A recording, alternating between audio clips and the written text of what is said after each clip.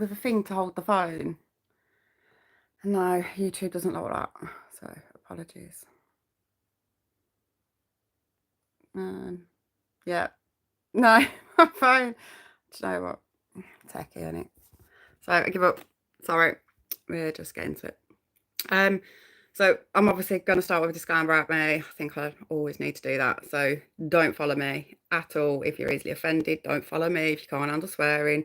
Don't follow me if you can't handle ranting, anger, passion, or truth. Okay, cool. Sorry I got on my phone again. I literally have been pissing about with this phone all the Friday, so apologies. Hi guys. So just start off with a couple of points because obviously I can't get into the weekly updates until we get a bit of the back history up. So I know it's going to be a bit of a long one again, a lot of information, apologies for that. But then eventually we'll be able to keep on top of the progress each week because there's so much out each week, it's mental. So just briefly this week, did anyone see Goldman Sachs' EPS huge beat this week that they had? That's after they've been using quantum computing for a year. Just putting that out there. Also, Deloitte came out this week as the #1 fastest growing software company that allows users to earn money on their phones. Just putting it out there that Deloitte have been using D-Wave's quantum computing for a couple of years. If you believe in coincidences, I don't. So probably start with just 13 watch lists for you all, right? Because then obviously you can go and watch these companies. These are the public companies. Even though, as we were saying last week, most of the progress comes from the private companies. So they are worth watching as well. But these for your public companies for your watch list. So you've got Arctic Quantum, ARQQ, Honeywell, HON, Alphabet, GOOGL, International Business Machines, IBM, Microsoft, MSFT, Ionq, Quantum Computing Inc., QUBT, Quantum Corp, QMQCO, Form Factor, FORM, Intel, INTC, Rigetti Computing, RGTI, D-Wave, QBTS, and Atomera Inc., Atom.us. Okay. So just briefly, to touch the three companies as we did last week, D-Wave, their platform, and their cloud provider Leap, because we're going to talk quite a bit about the cloud provider and quantum computing as a service this week. So they provide access to quantum annealing processes for practical applications like logistics, scheduling, and AI, and more. Hardware, software, quantum computing as a service, consulting, computers, chips, cloud access for simulation, optimization, cybersecurity, cryptography, machine learning, and drug discovery. D-Wave's got over 240 US patents and 100 international patents. Rigetti Computing offers hybrid quantum classical solutions via Rigetti's quantum cloud services using superconducting qubits, and they have 150 patents. Ionq, over 600 US and international patents for their advanced trapped ion systems, which are compatible with AWS, Azure Quantum, and Google Cloud. And then you've got Quantum Computing Inc., which is QBUT. There's quite a lot surrounding them this week, but the notable aspect of their work is thin film lithium niobate, TFLN photonic chips, which is part of their strategy to advance quantum computing and photonics. So as we said last week, they have concluded their pilot launch program for their TFLN photonic chip foundry in 2024, and they included securing their third and fourth purchase orders, indicating active development and commercialization efforts in their patented technologies. So yes, quantum computing is currently unprofitable, but then so was AI until recently, and so were Amazon and Microsoft and Apple in their early years too. So quantum computing is already here and it is evolving. So volatility, obviously, I love it, but it was always been the norm for these new companies. If you look back in the early 21st century at Alphabet, Meta, Amazon, Microsoft, Apple, Netflix, PayPal, Uber, TikTok, Spotify, most of the world's largest and most profitable companies nowadays that was built on the internet back then was hugely volatile while they were unprofitable. It's just the nature of the beast. So just a few years ago, AI was in its infancy. Now it's reshaping the same companies above, along with NVIDIA, Tesla, Intel, Salesforce, Broadcom, IBM, etc. AI still has vast untapped potential, and obviously quantum computing will play a crucial role now in breaking through its current limitations, especially surrounding energy usage, because quantum computing is really going to help AI accelerate with less energy than they currently need in the data centers. So we are standing on the brink of something monumental, and the quantum computing revolution isn't some distant future, it's happening now. So Forbes came out this week with a response to Jensen. I quite liked it. So what Forbes have said was what NVIDIA CEO is missing about quantum computing.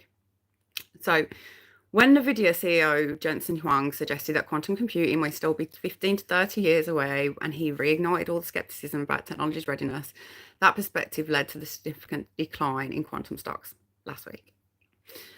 So what Forbes said is, while Huang's comments might apply to fully scalable, general-purpose, gated quantum systems, they ignore the tangible value quantum computing is already delivering today. Quantum computing is no longer an abstract concept confined to physicists or futurists. It's actively reshaping industries by solving problems classical systems cannot handle. From marketing logistics to predictive analytics, quantum computing is transforming decision-making, providing faster and more efficient solutions to some of the most complex challenges businesses face. By focusing solely on distant horizon for very useful, in quotation marks, they've done that, quantum computers, Huang's perspective risks overlooking the incremental yet impactful progress happening now. Early adopters are already leveraging quantum to optimize logistics, streamline operations, and uncover the insights at speeds classical systems cannot achieve. The quantum era isn't decades away, it's unfolding in real time. That's Forbes' quote. Really like that, so I just thought I'd share it with you. So off the back of Jensen's comments and then Zuckerberg's comments, and we all saw the decline, we then had this week Microsoft, who are a leader in computing, and I've got Microsoft's quotes there because, again, off the back of Forbes' quotes. So Forbes' quotes were on the 12th of January and Microsoft's quotes on the 15th of January. So the key points here is quantum computing stocks rallied on Wednesday following directive from Microsoft urging businesses to get quantum ready in 2025. The news lifted shares of, obviously, Rigetti, Dwave, Ionq, etc. Quantum stocks skyrocketed last year but have pulled back following comments from NVIDIA's Jensen Huang and Meta Platform CEO Mark Zuckerberg. Quantum computing stocks rallied on Wednesday, spurred by the directive from Microsoft urging businesses to get quantum ready. So we are at the advent of reliable quantum computing era, wrote Mitra Azirad, the president and chief operating officer at Microsoft Strategic and Missions of Technologies. Mouthful. So in his blog post, I'll read it. President and chief operating officer of Strategic Missions and Technologies at Microsoft said, in quotation, "We find ourselves in an exciting and pivotal time. We are at the advent of the reliable quantum computing era, and we are right on the cusp of seeing quantum computers solve meaningful problems and capture new business value. As we look forward to the next 12 months, the pace of quantum research and development is only going to accelerate, making this a critical and catalyzing time for business leaders to act. We're seeing a growing need for business leaders to have the information and the tools to understand better the depth of these amazing technical breakthroughs and the business applications and value that they open up. In a business decision maker study that Microsoft did, 12% said their organizations were prepared to access quantum opportunities. Clearly, there is an urgent need for leaders to get more information and better understand how technical advancements in quantum will enable real-world impact. Leaders in global companies, investment funds, and governments across the world are making multi-billion dollar investments in quantum computing." End quotation marks from the Microsoft chief tech guy. So obviously off the back of that, Jensen's come out, bit of damage limitation going on. That's all right, finished dinner, dude. Yeah, so then he's announced a quantum day. How you can take that however you want to take that. I'm taking that as damage limitation, and I've gone through to see the topics of that day, and one of the topics of that day is, what is quantum computing capable of today? So I mean, it would have been good if we'd asked that question prior, but either way. So that woman whose quote I couldn't barely say last week has doubled down on her quote. So we'll get into her. So she's that Lauria woman, right, from D.I. Davidson, right? She's come back to her existential threat to NVIDIA comment.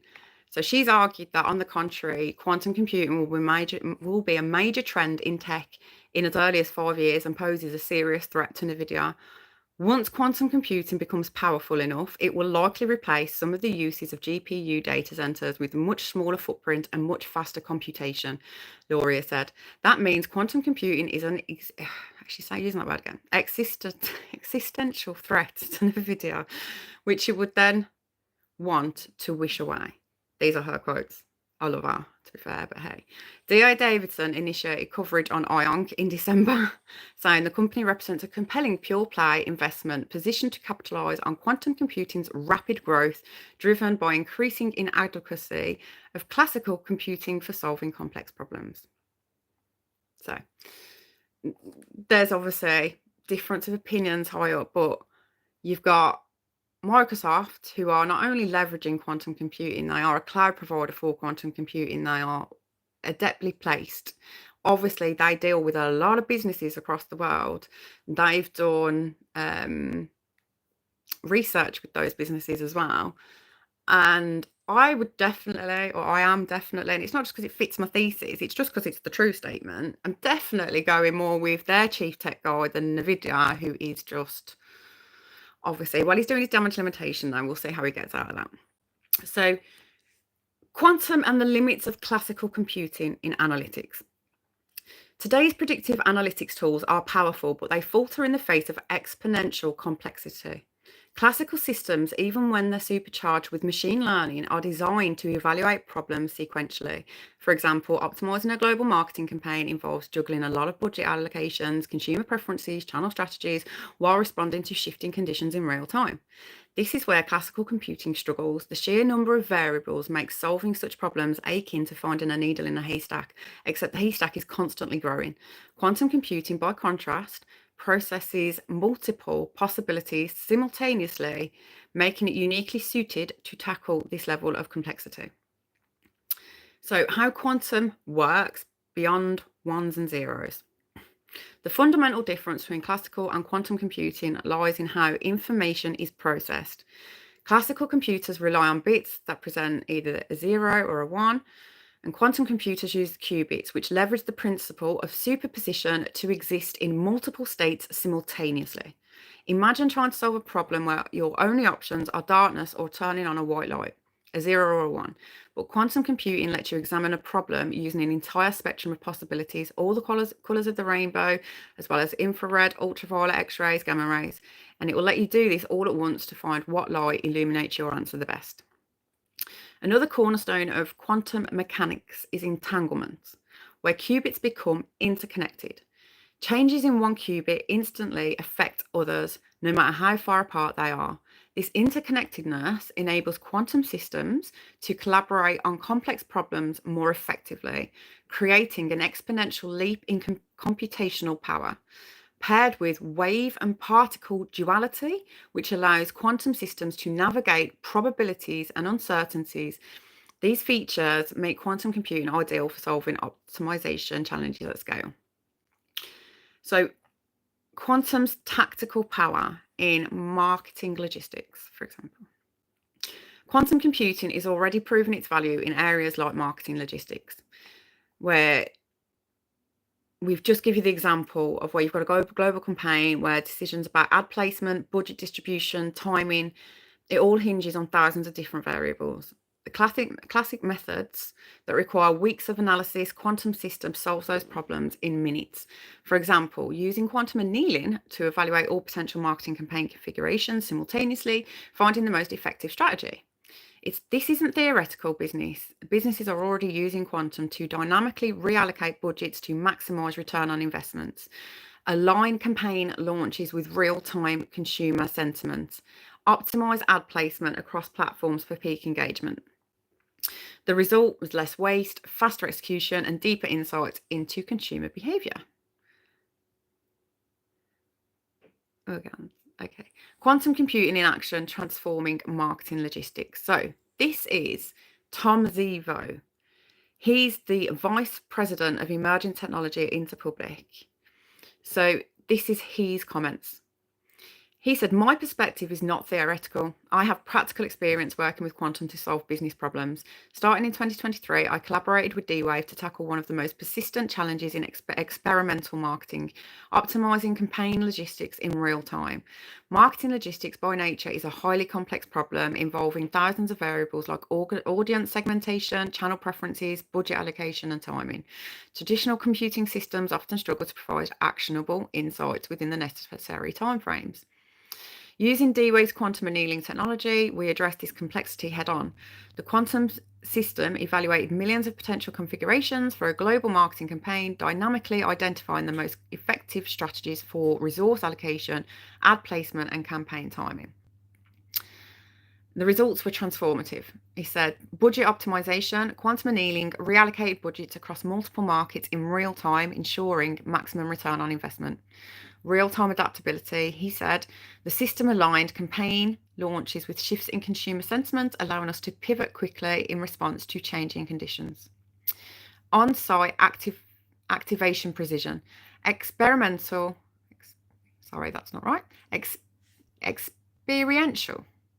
it's his word, sorry, not mine. Experiential activations were optimized to align with audience demographics, location-specific engagement patterns, and real-time event dynamics, ensuring maximum impact and minimizing resource waste. What would have taken weeks of manual analysis and iterative testing with classical systems and processes was completed in minutes using quantum computing. More importantly, the process revealed more profound insights into consumer behavior, patterns that traditional systems would have missed entirely. So as Tom Zivo, the VP of Emerging Technology at Interpublic, says, quantum computing is redefining the boundaries of what's possible in marketing. By solving complex optimization problems in real time, it's enabling us to deliver hyper-personalized experiences, streamline resource allocation, and adapt to consumer behavior faster than ever before. The ability to harness quantum for experiential activations, campaign planning, and predictive analytics isn't just a technological leap. It's a paradigm shift that will shape the future of marketing for years to come. This wasn't just a theoretical exercise, it was a practical demonstration of how quantum computing can empower marketers to make smarter, faster decisions that directly impact the bottom line.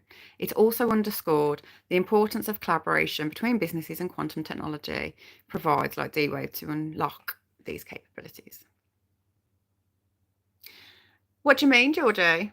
I'm not really impressed with Dr. Bratt. Are you meaning his responses in regards to, because for me, like, no one had ever heard of him before, and now he is doing a lot of PR. He's on a lot of different podcasts, a lot of different mainstream media, whether you watch it or not. He's not got the clout that some of the big boys have got yet. You look like Kanye West. Okay. But yeah, I mean, his career history is very impressive. What he's done since he's been at D-Wave has been very impressive. That's why he got promoted to CEO and president. So it'd be interesting for you to elaborate on your forward, Georgie. So the real game changer coming soon is quantum and AI. While quantum computing excels at optimization, pairing it with artificial intelligence unlocks even more potential. AI is adept at pattern recognition and predictive modeling, but struggles with computational bottlenecks when dealing with massive data sets. Quantum computing eliminates these barriers, accelerating AI's capabilities. Quantum enhanced AI can. I don't think I look like Kanye West, but hey, maybe I do in some eyes. So quantum enhanced AI can train faster by processing large data sets parallel, make predictions with greater precision by evaluating all potential outcomes simultaneously.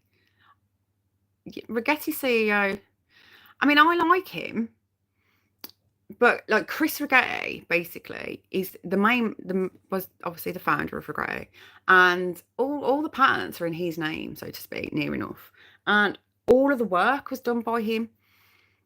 So for me, I like their CEO, but he doesn't have a grasp on getting that business to commercial viability. He doesn't have his own aggressive go-to-market strategy yet.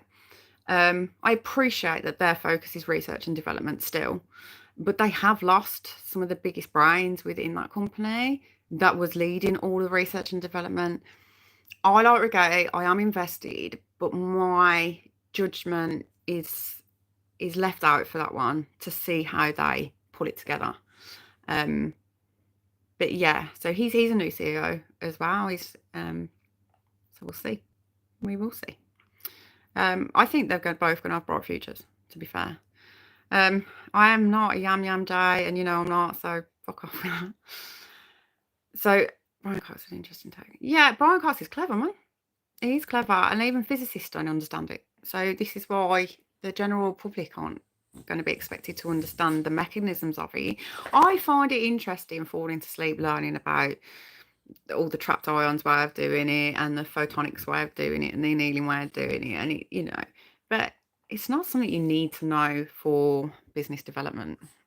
So quantum enhanced AI can train faster by processing larger data sets in parallel, make predictions with greater precision by evaluating all potential outcomes simultaneously, solve previously intractable problems such as hyper-personalizing real-time customer experiences, and also, as I was alluding to earlier, the energy need to process the QPUs is negligible compared to AI's data centers currently. So not only will it help do it faster and more accurate, it'll be cheaper and lower energy consumption as well. Again, for me, seems like a no-brainer. Like, great, Microsoft are going out to all their companies that they deal with and saying, look, this is the year for you to get quantum ready. Brilliant.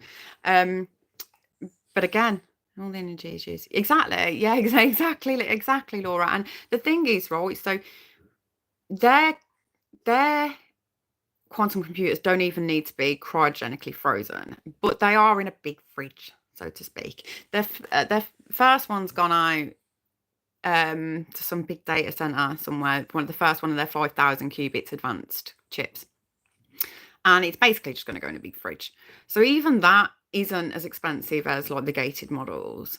But considering all of the energy cost goes to the fridge compared to data centers and how much they use, yeah, great to get some more energy, get some more cheaper, efficient energy. We all need that for many, many reasons. But actually, if you can reduce the amount of energy that you're going to need for all this AI data centers as well, surely that's a no-brainer for business leads as well. Of course it is, because efficiencies and waste is top agenda, and it has been for years. So for businesses, this means that AI models trained on quantum optimized data centers can uncover insights that drive more accurate, impactful decision making. Data as the catalyst for quantum. While quantum computing offers unparalleled speed and efficiency, it's only as effective as the data it processes. Now, to be fair, this has always been the case, because it's the raw data that you are analysing. Even when I used to do it as a person, pulling different raw data from different formats in different places, your solutions and the analysis that comes out the back end is only going to be as good as the raw data that was inputted. So what that enables businesses to do now is to get clean, structured and actionable data, because that remains the cornerstone of successful quantum applications.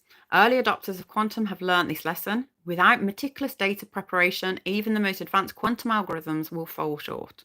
This highlights a critical priority for businesses today, investing in better data pipelines to prepare for quantum's transformative potential. Yeah, exactly, Scott. It really is, isn't it? Garbage in, garbage out. And to be fair, like what AI and QC are doing going forward is just minimizing those errors. Because you think about it, right? I, as an analyst, had to pull data from many different forms, like MI forms, Excel forms. Like for the bank, we've got loads, right?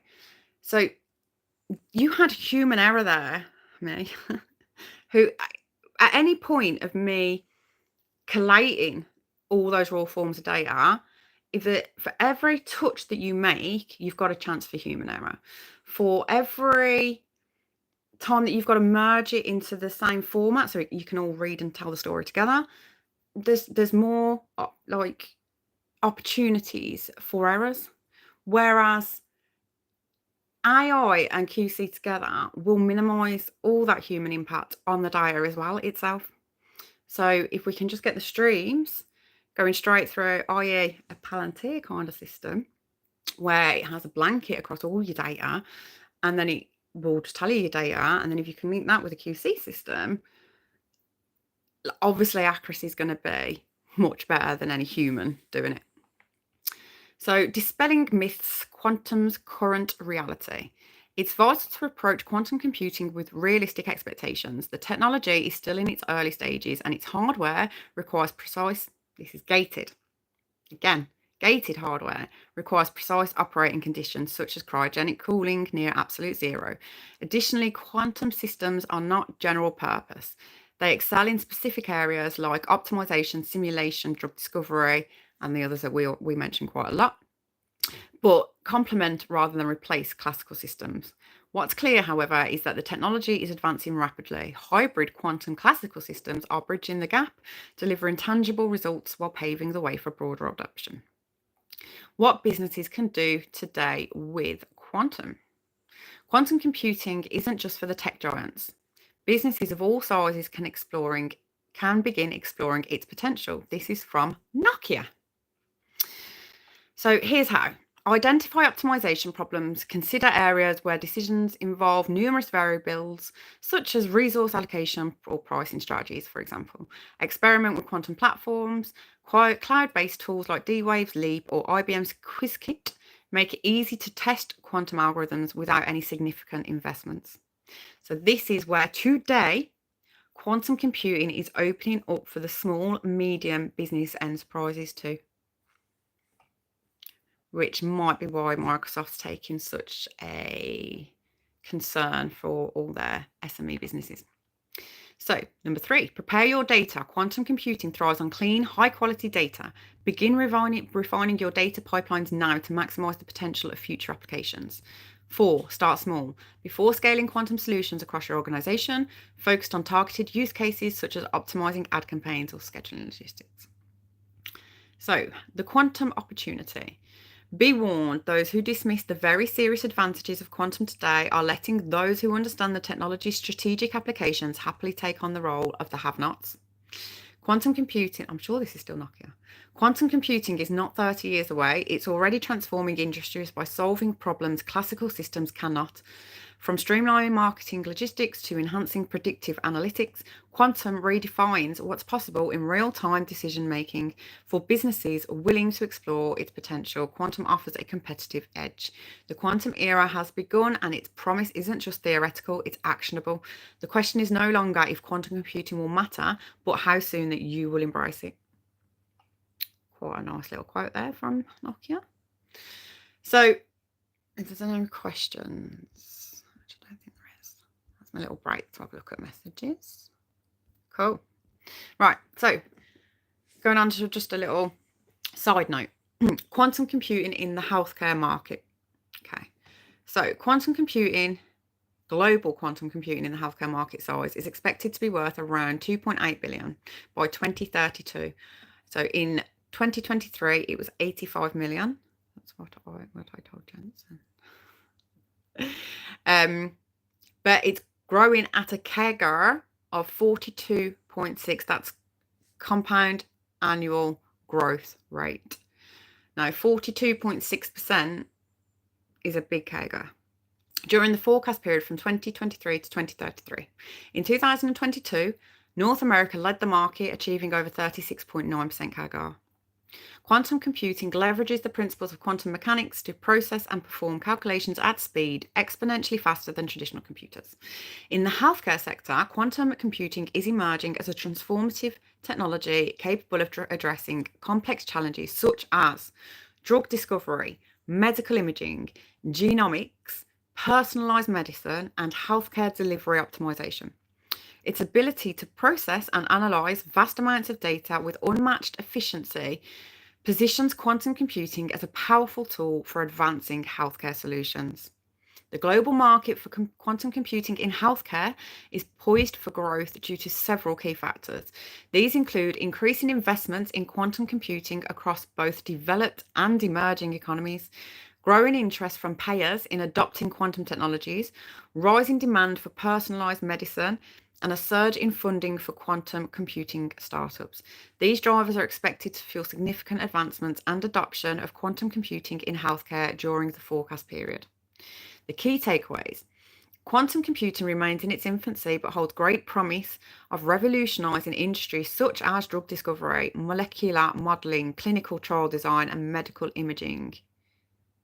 Yeah, absolutely. And we could go on to QSI for that in a bit.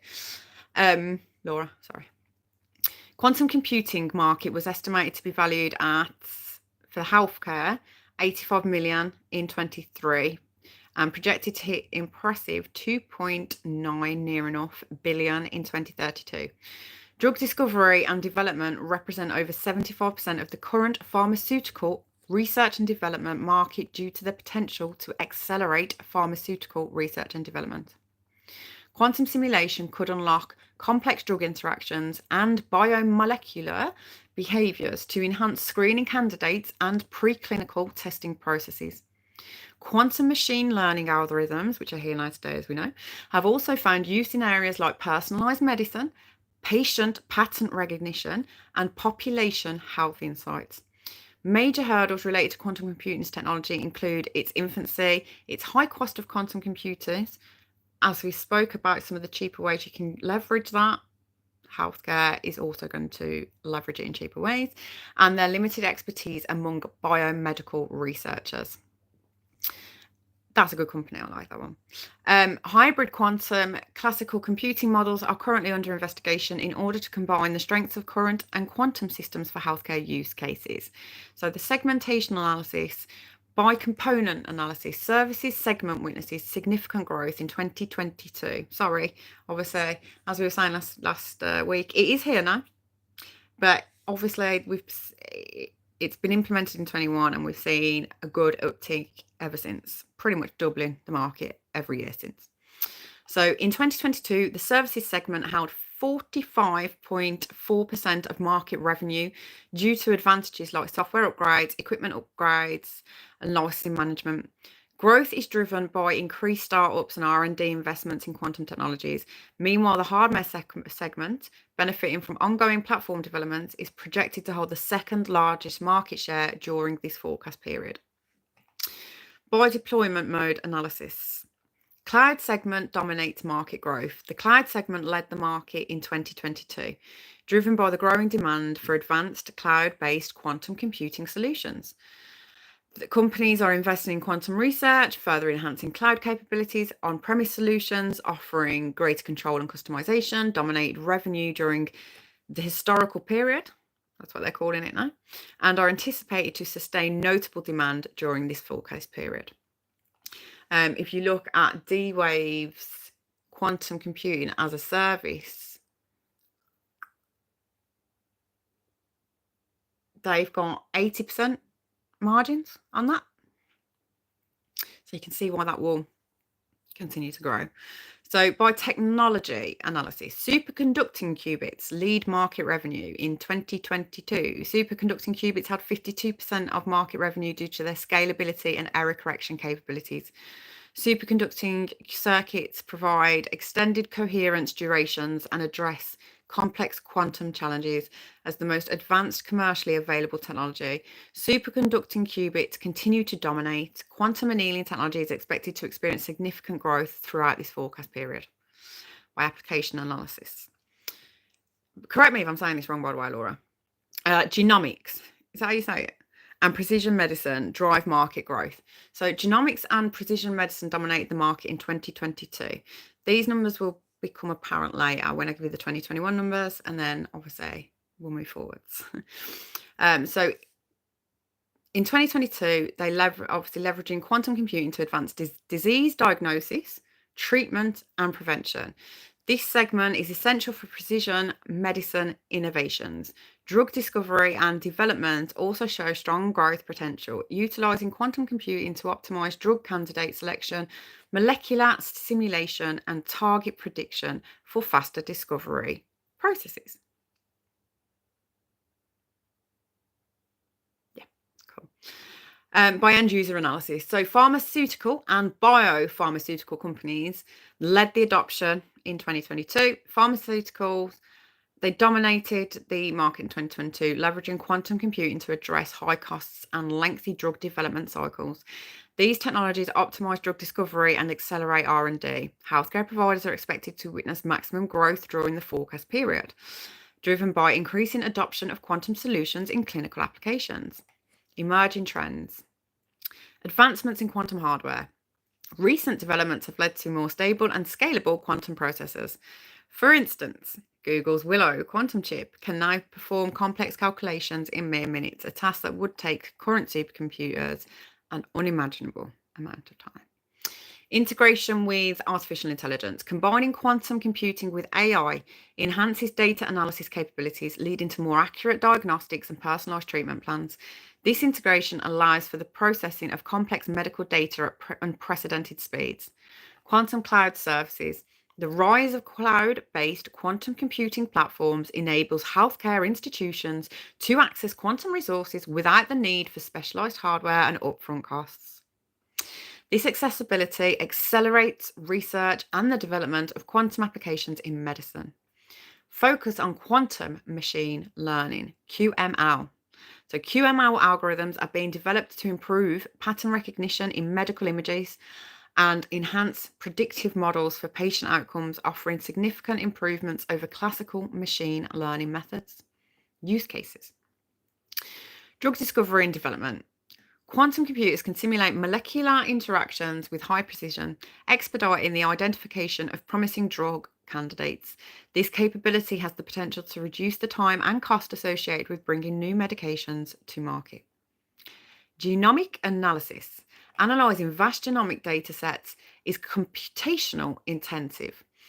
Quantum computing can process this data way more efficiently, aiding in the understanding of genetic disorders and the development of personalized medicine approaches. Medical imaging diagnostics. Quantum algorithms can enhance image recognition and analysis, improving the accuracy of diagnostics in radiology and pathology. This leads to early detection of diseases and better patient outcomes. Optimization of treatment plans. Quantum computing can evaluate numerous variables simultaneously to determine optimal treatment strategies for individual patients, considering factors such as genetics, lifestyle, and existing health existing health conditions. Healthcare logistics and scheduling. Optimizing the allocation of resources in hospitals, such as scheduling surgeries or managing supply chains, can be very complex. Quantum computing offers solutions to these logistical challenges, improving operational efficiency, already in place since 2022.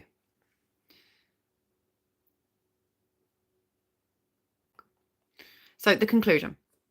Quantum computing is poised to revolutionize the healthcare sector by addressing complex challenges in drug discovery, genomics, medical imaging, and personalized medicine. With its unparalleled ability to process vast data sets and perform complex calculations, quantum technology offers transformative potential for advancing the healthcare solutions. And the sources for that was Quantum Zeitgeist, Healthcare Reader, IEEE Explore, Jamea, Curious, and the Health Industry Trends.com. So there you go. I'm very interested in the improvements that can be made in healthcare. Sorry, moving a bit for a minute. There you go. So I'm very, very interested in that arm of what it can do. Green to polish. Yeah, it's green. Okay.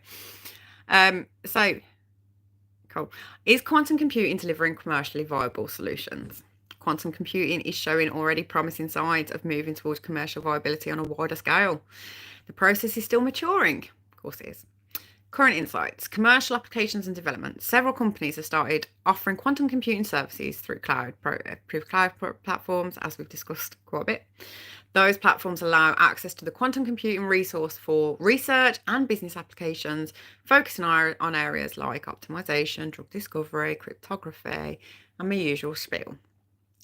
There are specific instances where quantum computing is being applied commercially, such as in logistics, optimization by companies like Volkswagen, and Dwave's quantum annealers for traffic and travel optimization, or finance by improving portfolio management and risk management, etc., making basically the role of underwriters not needed. Quantum computing is also being leveraged by cybersecurity, both to develop new quantum-safe encryption methods and to explore potential vulnerabilities in current encryption systems, suggesting a dual role in both creating and solving security issues. Challenges and realities. The technology is currently more suited for very specific complex problems where it can provide an advantage over classical computing, but it's not yet for general purpose computing. Of course it's not. In summary, while quantum computing has begun to deliver some commercially viable solutions in optimization, cryptography, it's not yet fully mature technology for widespread commercial use. So, sentiment and investment, there's considerable investment and interest in quantum computing now. Okay, so as I said earlier, we were going to get into this. So, quantum computing as a service market trends. Now, bearing in mind, Dwave has 80% margins on their quantum computing as a service. There's a lot of some future ones of these. We will get into the nitty-gritty of the partnerships, and you'll see them escalate, and you'll see the trends rolling and what they're doing, and they start off with little pilots, and you'll see it just roll and roll, and now it's business practice, and that's widespread. And I really will look forward to getting into the intricacies of it. But I do still feel like we're still at very baby stages of the generic things that we can do to help. So that's why I've chose these subjects today. So quantum computing as a service market trends. The quantum computing as a service, so QCAAS, you'll see, is experiencing several notable trends that are shaping its growth and adoption. Exponential growth forecast. The QCAAS market is projected to grow significantly, with some sources, indicating a compound annual growth rate, the CAGR, for around 30 to 50% over the next 5 years. That's compounded annual growth rate, just to put that out there. This growth is attributed to the increasing demand for quantum computing capabilities in various industries. Cloud-based access. The shift toward cloud-based quantum computing services is a major trend, and this model allows businesses to use quantum computing resources without the need for substantial upfront investments in quantum hardware. All the companies that we've discussed and Microsoft are offering these services, democratizing access to quantum computing. So diverse applications. There is a broadening of application areas where quantum computing as a service is being utilized, including optimization, machine learning, drug discovery, material simulation, financial modeling. Specific industries showing interest include healthcare, finance, energy, where quantum computing can solve complex problems faster than classical computers. Innovation and partnerships. There is a surge in strategic partnerships and collaborations aimed at advancing quantum computing technologies. These alliances are crucial for pooling resources, sharing knowledge, and accelerating the development of practical quantum applications. Geographical expansion. North America currently holds a significant share due to its technological infrastructure and investment in quantum research, but Asia Pacific, particularly countries like China and Japan, are also showing strong growth potential due to government initiatives and increasing investments. Adoption by SMEs, so this is new, this is coming. While large enterprises are initially the primary adopters, small and medium-sized enterprises are increasingly showing interest in quantum computing as a service due to its scalability and cost-effectiveness, facilitated by cloud deployment models. Technological advancements. Advances in quantum error correction, stability of qubits, and hybrid quantum classical algorithms are making quantum computing as a service more reliable and appealing for commercial applications. These trends suggest a maturing market with increasing accessibility, application diversity, and geographical spread through challenges like the high cost of entry and the need for quantum skilled professionals continue to shape the market's development. The quantum computing as a service market is forecasted to experience significant growth over the coming years, and here's an overview based on all the available data. Market size and growth rate. The quantum computing as a service market is expected to see exponential growth. For instance, one source projects the market to grow from 2 billion in 2023. Do you remember me saying, I am getting to 2021 numbers and I've kind of gone around the eyes again, I'm sorry for that. But from 2021 to 2022 to 2023, it's kind of doubling every year. So the compounded annual growth rate of 50% that all the big boys and the institutes are envisaging, again, seems very conservative, and we would always prefer conservative over pretending. Why is it? It's under promise and overachieve, isn't it? Don't over promise and underachieve. That's a recipe for disaster. So the numbers I'm looking at, they're doubling each year, and that's for all the different individual bits. We're going into that later. So the quantum computing as a service market is expected to see exponential growth. For instance, one source projects the market to grow from 2 billion in 2023 to 14.85 billion by 2028. That's a CAGR of 49.1 to 49.2%. I wouldn't be surprised if it was higher than that, but hey, let's go with conservative numbers. Another forecast suggests that the market will increase from 1.2 billion in 2022 to 21.7 billion in 2032 at a staggering CAGR of 38.6% going all the way out for 10 years.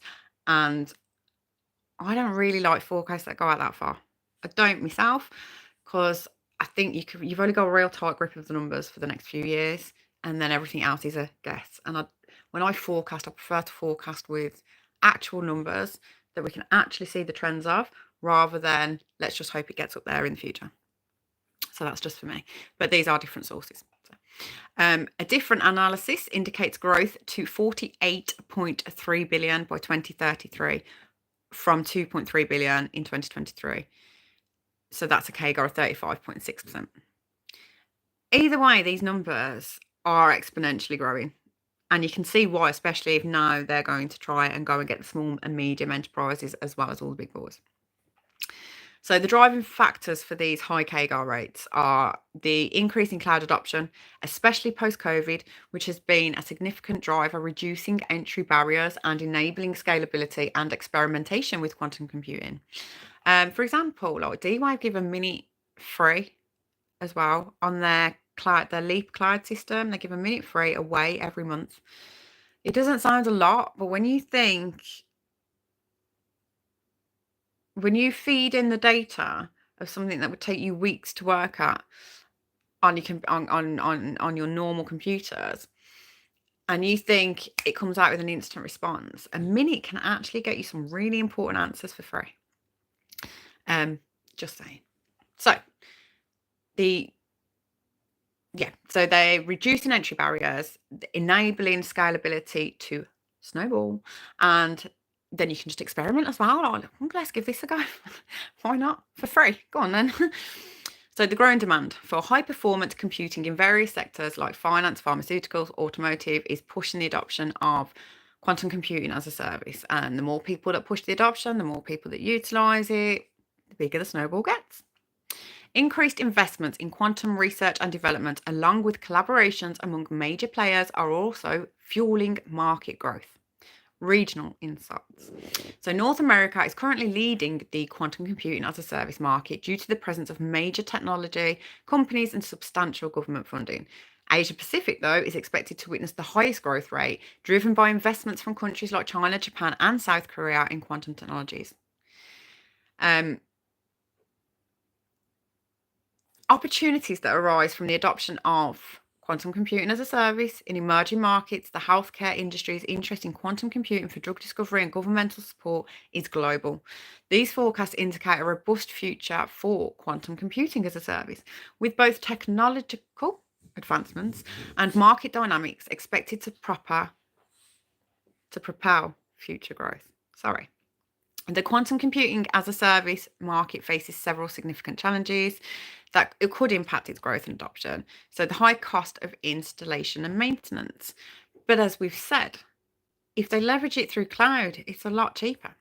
Also, depending on what quantum computers you was after, like D-Wave's chip, for example, that just needs to be put in the fridge, isn't anywhere near as expensive as a gated model. No. And obviously price is going to come down as the market goes on anyway. So this is one of the challenges, but we'll see. So the infrastructure required, including the cooling systems, again, these are talking about gated models near absolute zero temperatures, contributes to high operational costs. But annealers don't need to do that. Trapped ions don't need to do that. Photons don't need to do that. This can limit the scalability or accessibility of I think that's probably coming from Google. from Google's ability because obviously Google are trying to offer quantum computing as a service. Microsoft currently successfully offer it from their gated systems. From my understanding, you can correct me if I'm wrong, but from my understanding, this is again another hurdle that Google have fell at, and they can't actually offer quantum computing as a service yet. So, but then again, that high cost of installation and maintenance that we were talking about, the challenges, this is where the cloud comes in. This is where D-Wave annealing comes in. Hi, everyone. So complexity and technical expertise. Quantum computing is inherently complex, requiring a deep understanding of quantum mechanics, computer science and mathematics. There is a shortage of skilled professionals who can work with quantum systems, develop quantum algorithms, and integrate them into existing business applications. This skills gap can hinder market growth and the effective utilization of quantum computing as a service. Again, that's why I give so much weight to D-Wave's retention of the finest PhDs and quantum skill sets, because their staff retention is second to none, and this is where they achieve the most and they can hit the ground running. Error correction and stability. Quantum states are fragile, prone to decoherence, as we briefly touched earlier, where the quantum bits, qubits, lose their quantum properties. Achieving reliable error correction and maintaining qubit stability over extended periods remain significant technical challenges in gated models. These issues can affect the reliability and performance of gated quantum computing services, making that less attractive for critical applications. Again, that's just making me more bullish on D-Wave because they've already got their cloud leap system on lockdown, and they're already saying the small, mediums and little boys can use it, just like Microsoft are. Integration with classical systems. Integrating quantum computing with existing classical computing infrastructures poses interoperability challenges. Businesses need solutions that can work seamlessly with their current systems, and there's a need for hybrid quantum classical algorithms that can leverage the strengths of both computing paradigms. Again, this is where I am bullish on D-Wave because they've already got their hybrid quantum computers locked down. They have already got their hybrid quantum algorithms locked down. And again, that isn't a challenge for D-Wave specifically, just a wider challenge, because I'm giving you the wider challenges of the quantum computing as a service market now. Scalability. While gated quantum computers can theoretically handle complex computations, scaling up to practical large-scale systems is challenging. Current quantum computers are limited in the terms of the number of qubits they can maintain coherently, which impacts the types of problems they can solve effectively. That is true, but if you look at, again, D-Wave, if you look at their progress in their chips, so obviously they've got real success with their new one, which is a 5,000 qubit with 15-way connectivity. Gregory, that's pretty much same as my philosophy at the moment as well. I'm not saying in the future others aren't going to come and do great, right? But for me, they're not investable for this moment in time. Do you know what I mean? But if you ask me in 10 years' time, I might have 20 quantum computers. I don't know what's going to come out, who's going to be viable, who's going to be able to get it commercially viable. All of those questions that we went over last week are all important before I make an investing decision. Do you know what I mean? But like, there is just like all the private companies as well are amazing. So for me, currently, yeah, I've got a little bit of Rigetti, because they're doing really well with their gated and offering the cloud systems of their gated models. And I'd probably say that the superconducting winners at the moment. Again, this could all change. It could all change rapidly.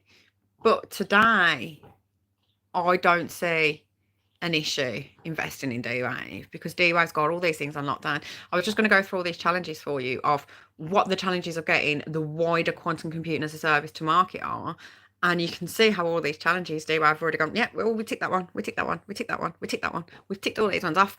It's not a challenge for us. Not only have we got an 80% margin on our quantum computing as a service, and not only are they predicting that we're going to have 50% CAGR on this 80% margin every year.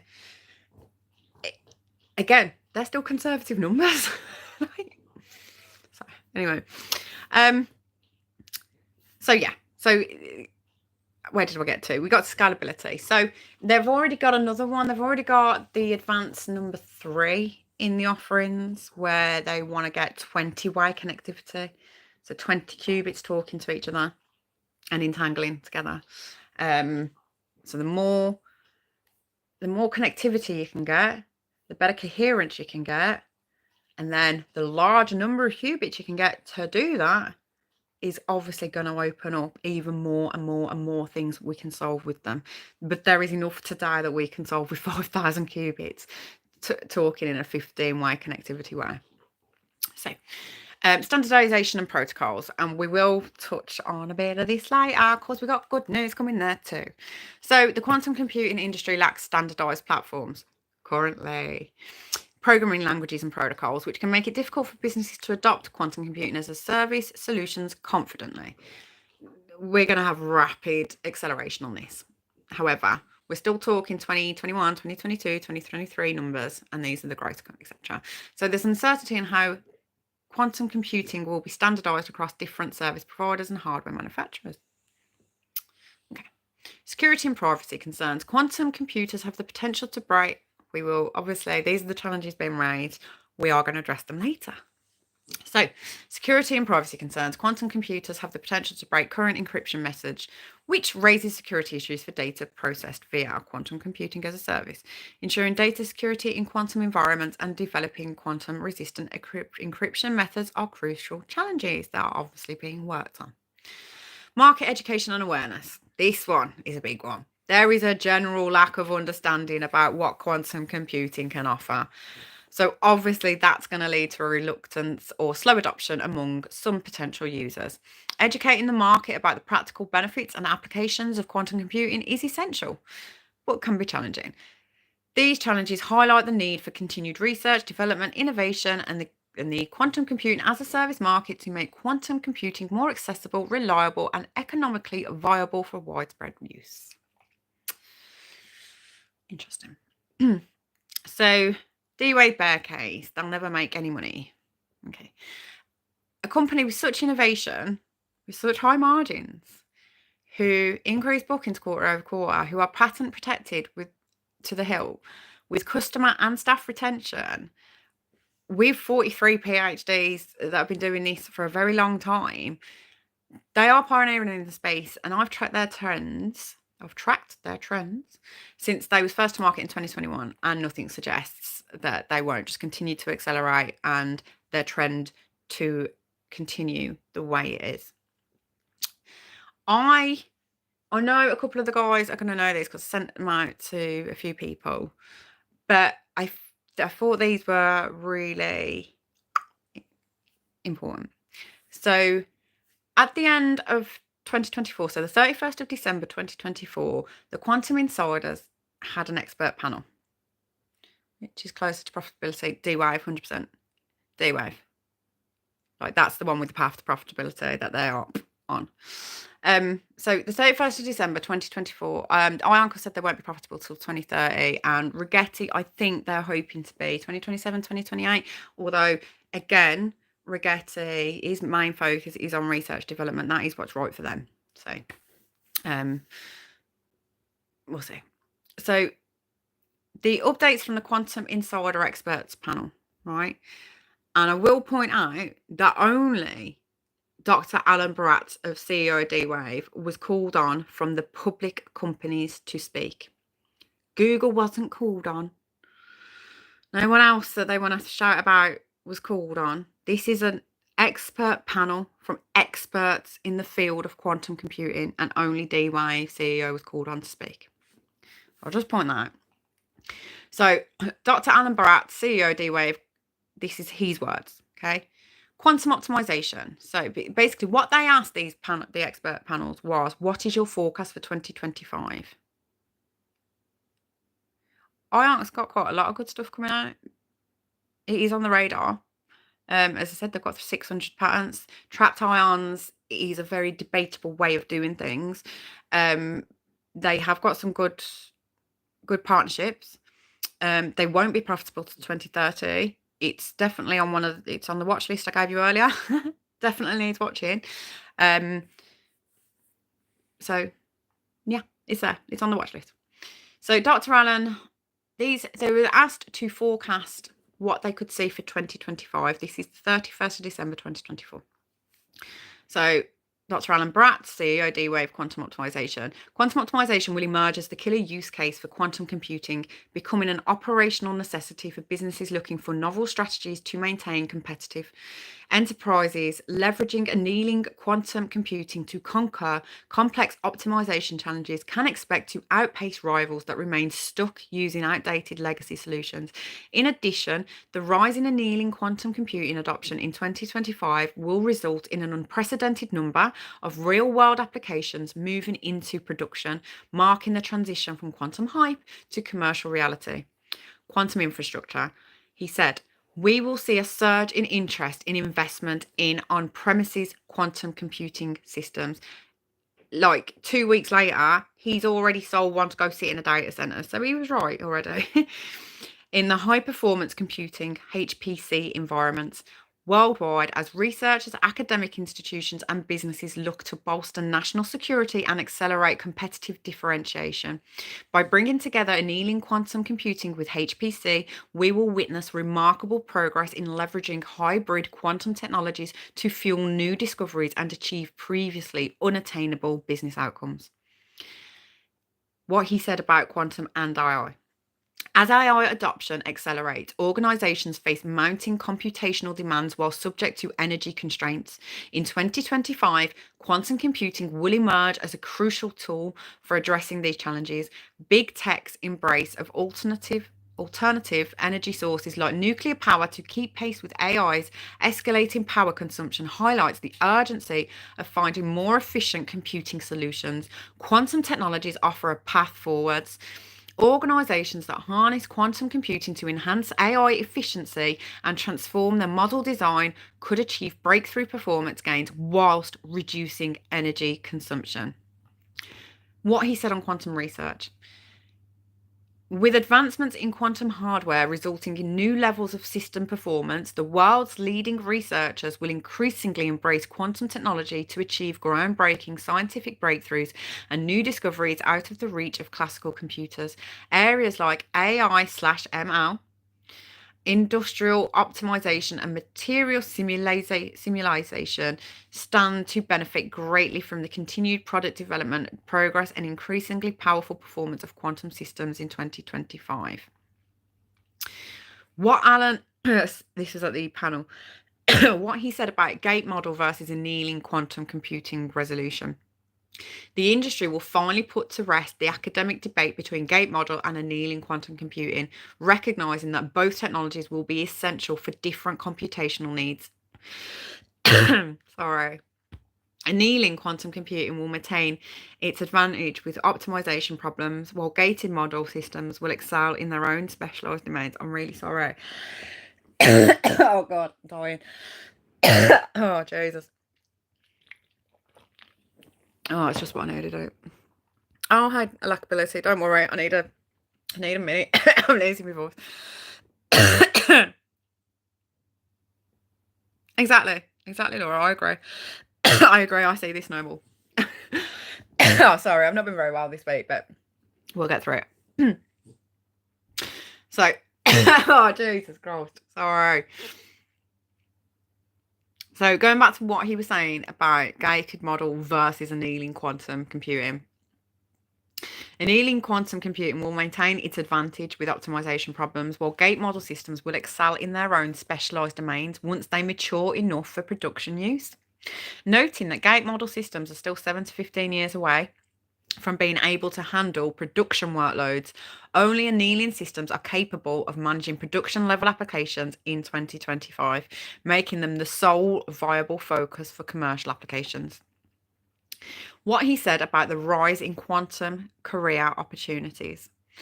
Just as ChatGPT gave rise to prompt engineers, we will see new kinds of quantum focused jobs emerge. We saw loads that Jensen was hiring last week, didn't we? Given the commercial maturity of quantum optimization, surge in demand for a new type of talent, the quantum optimization engineers will be prevalent in 2025. These specialists can translate complex real-world problems into formats compatible with annealing quantum computing systems. This represents a new and distinct professional discipline within the quantum computing field. What he said about quantum-enabled decision-making. As recognition grows for quantum optimization's ability to handle production-grade applications, interest in quantum will shift solely from innovation teams to operational optimization, data analytics, and intelligence teams, which are tasked with enhancing enterprise decision-making processes. This transition further marks quantum computing's evolution from experimental technology to practical business tool. And that's the end of Alan's quote for his forecast for 2025. I just wanted to note there that in regards to the ramp up of skill sets needed, they are already doing that. They are already growing their business, obviously. So with all the other guys, they're all hiring at the moment. It's a recruitment drive. At the same expert panel for the Quantum Insider, Enrico Lizario Almus of Multiverse Computing. He's the company's CEO and co-founder. He has led the team through an amazing year of international recognition and advancements in the market. Hi, guys. Here are his year in review and year ahead comments. 2024 in review. Our year started with oversubscribed £27 million worth of funding round and ended at the stage in Las Vegas at part of the AWS Gen AI Accelerator class. Throughout 2024, we used our quantum-inspired compression software to make AI greener and more efficient. There's a theme of this week, can you tell? And to lower the cost of running and training LLMs. We expect to expand the reach of compact AI in the new year to make these powerful models more available to companies of all sizes. 2025 predictions. In 2025, quantum computing will further solidify its position as a transformative technology with real-world applications. Also, the synergy between quantum computing and artificial intelligence will become increasingly evident. Quantum technology is emerging as a critical tool for enhancing AI's efficiency. While AI plays a key role in integrating quantum solutions into practical applications, this reciprocal relationship has enabled both technologies to address their respective challenges more effectively. Also, companies are increasingly focused on optimizing AI investments by seeking solutions that deliver models with reduced computational costs while tailoring them to specific use cases. This growing demand for efficiency and specialization is driving the industry towards advanced optimization technologies such as those that we offer.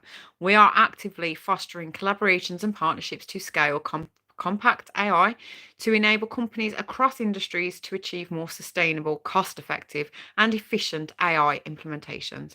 This strategic expansion positions compact AI as if a critical solution for addressing the growing demand of cost-efficient AI technologies in an environmentally conscious world. And that was Enrique Lizardo Alamus, CEO of Multiverse Computing. So AI and QC synergy is certainly going to be wider seen this year. We are ahead of the curve. That is inevitably coming to snowball the entire business world.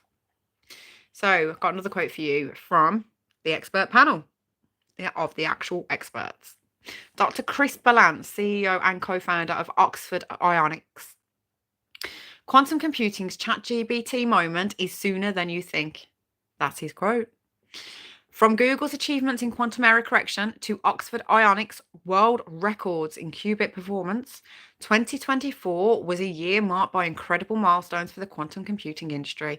We can now answer fundamental questions like, can we build powerful and accurate quantum computers at scales?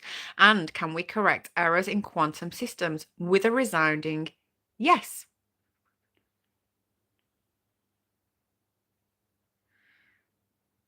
Yeah, something needs to, yeah, I'll go back and read that in a bit, Jane. Yeah, something needs to out my chest. So yes, sorry. So Dr. Chris Balance, CEO, co-founder of Oxford Ionq, and he is an expert, and he's the one that started off by saying quantum computing's GPT moment is sooner than you think. So yes, we can build powerful and accurate quantum computers at scale. He said, yes, we can. Can we correct errors in quantum systems? Yes, we can. This is still his quote, the rapidly growing market interest reflects this turning point. Within a few hours of announcing its new Willow quantum chip, Google added over 100 billion to its market cap. Not sure where it is now, but it did move the market cap. Investors and organizations alike are waking up to the unprecedented compute power that quantum computers will enable. Companies are already thinking about how quantum computing might disrupt their business, the actions to take now to prepare, and how they can leverage this critical new tool in the compute arsenal to gain a competitive edge. There is now no doubt that powerful quantum computers are not an if, but a when. The question in 2025 will be who gets there first. Where quantum computing companies once battered it over research and development, the focus has shifted to making bigger and better machines and not just trying to get the basics working well enough. And while these are hard challenges, they are known challenges. The era of unknown in quantum is over. And the race is kicking off. For the first time, quantum computing's ChatGPT moment is within fighting distance, and we may even see it in 2025. 2025 will see quantum computers leave the lab and head to the real world. We've already seen the advanced chip 2 weeks ago. So, I mean, we didn't have to get far into 2024 to see that happen, did we? Over the past year, we've seen the customer appetite for quantum computing switch on. But for the first time, 2025 will see quantum computers leave labs and research institutions and actually deploy into the networks and data centers of real-world customers. For quantum computing companies, this will be a real test of steel. The industry has been at times dominated by those who talk a good talk. This year, we'll see which companies can also walk the walk. It's one thing to have a groundbreaking, powerful quantum computer that only works on its very best day, when the lab conditions are perfect and when the team of PhDs operating it are on top form. But the reality is that quantum computers need to work on their worst days too, in the real world, in real organizations. The quantum computing companies who land on top will be the ones who have built for this challenge since day one. You won't need to understand quantum physics to use quantum computers. People tend to hear the words quantum computing and jump straight into the science fiction or the multiverse. And while it seems daunting, we've actually reached a point where the quantum part of the quantum computing is the easiest bit. It's the computing that has its inherently complex now. For those on the front lines of building powerful quantum computers, this means it's no longer a physics challenge, it's an engineering one. But this evolution in how we think about quantum computing isn't just important for those building computers, it's crucial for end users as well. Companies won't need a team of PhDs in quantum physics to benefit from the powerful compute power that quantum computers will deliver. Groundbreaking technology at its best is indistinguishable from magic. Most consumers don't understand how their iPhone works. That's where I got that from. They just know it makes their lives better and more convenient, and in ways that could never have been predicted in the early pioneers of classical computing back in the 50s. Quantum computing will follow a similar trajectory. Organizations won't need to know the ins and outs of how the quantum computers in order to leverage it and its unprecedented power. They'll simply benefit from its ability to solve the problems that could never be solved on classical computers. End quote from Dr. Chris Balance, CEO, co-founder of Oxford Ionics. And I just wanted to bring into focus there the conversation we had earlier on quantum computing as a service and leveraging it through cloud as well. Because even in a couple of weeks, these quotes are already seeming a bit outdated. That is how fast quantum computing moves. 16 minutes, most people don't need to understand that. No. Okay, so Bill Wysotsky, Principal Technical Architect for SAS. Quantum computing is set to make significant advancements in error mitigation and correction, substantially increasing the number of computational qubits. This progress will continue to revolutionize the data and the AI industry.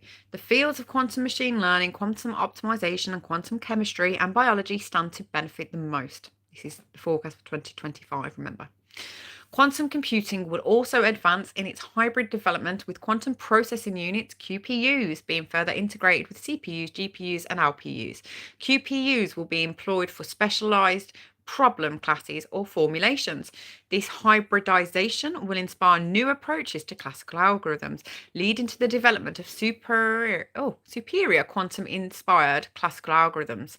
Looking ahead, investing in quantum computers promises a once-in-a-century breakthrough, unlocking unprecedented solutions and discoveries in science and physics, akin to the impact of electricity. End the quote from Bill Wysotsky, Principal Technical Architect from the SAS. So Shane Chodonsky, Chief Technical Officer and co-founder of LightSolver. Same question was asked. How do you see what's forecast for 2025? In 2025, optical computing will make strides and give birth to a new generation of hybrid optoelectronic systems. Advances in spatial light modulators and photonic chip manufacturing will lay the foundation for the design of the highly versatile, reconfigurable optical processors that can perform diverse computational tasks and take over workloads too challenging for electronic processors alone. By combining the best of both worlds into a hybrid system, we'll see the emergence of highly efficient platforms in terms of speed, scalability, and energy efficiency.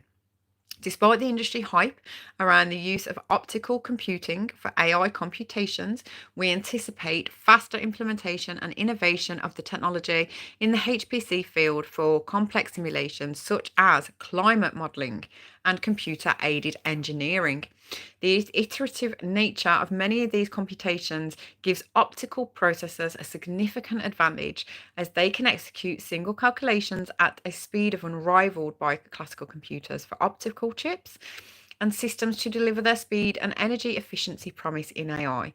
New methods and models must be developed and brought to maturity first. That is from Shane Chodonsky at LightSolver.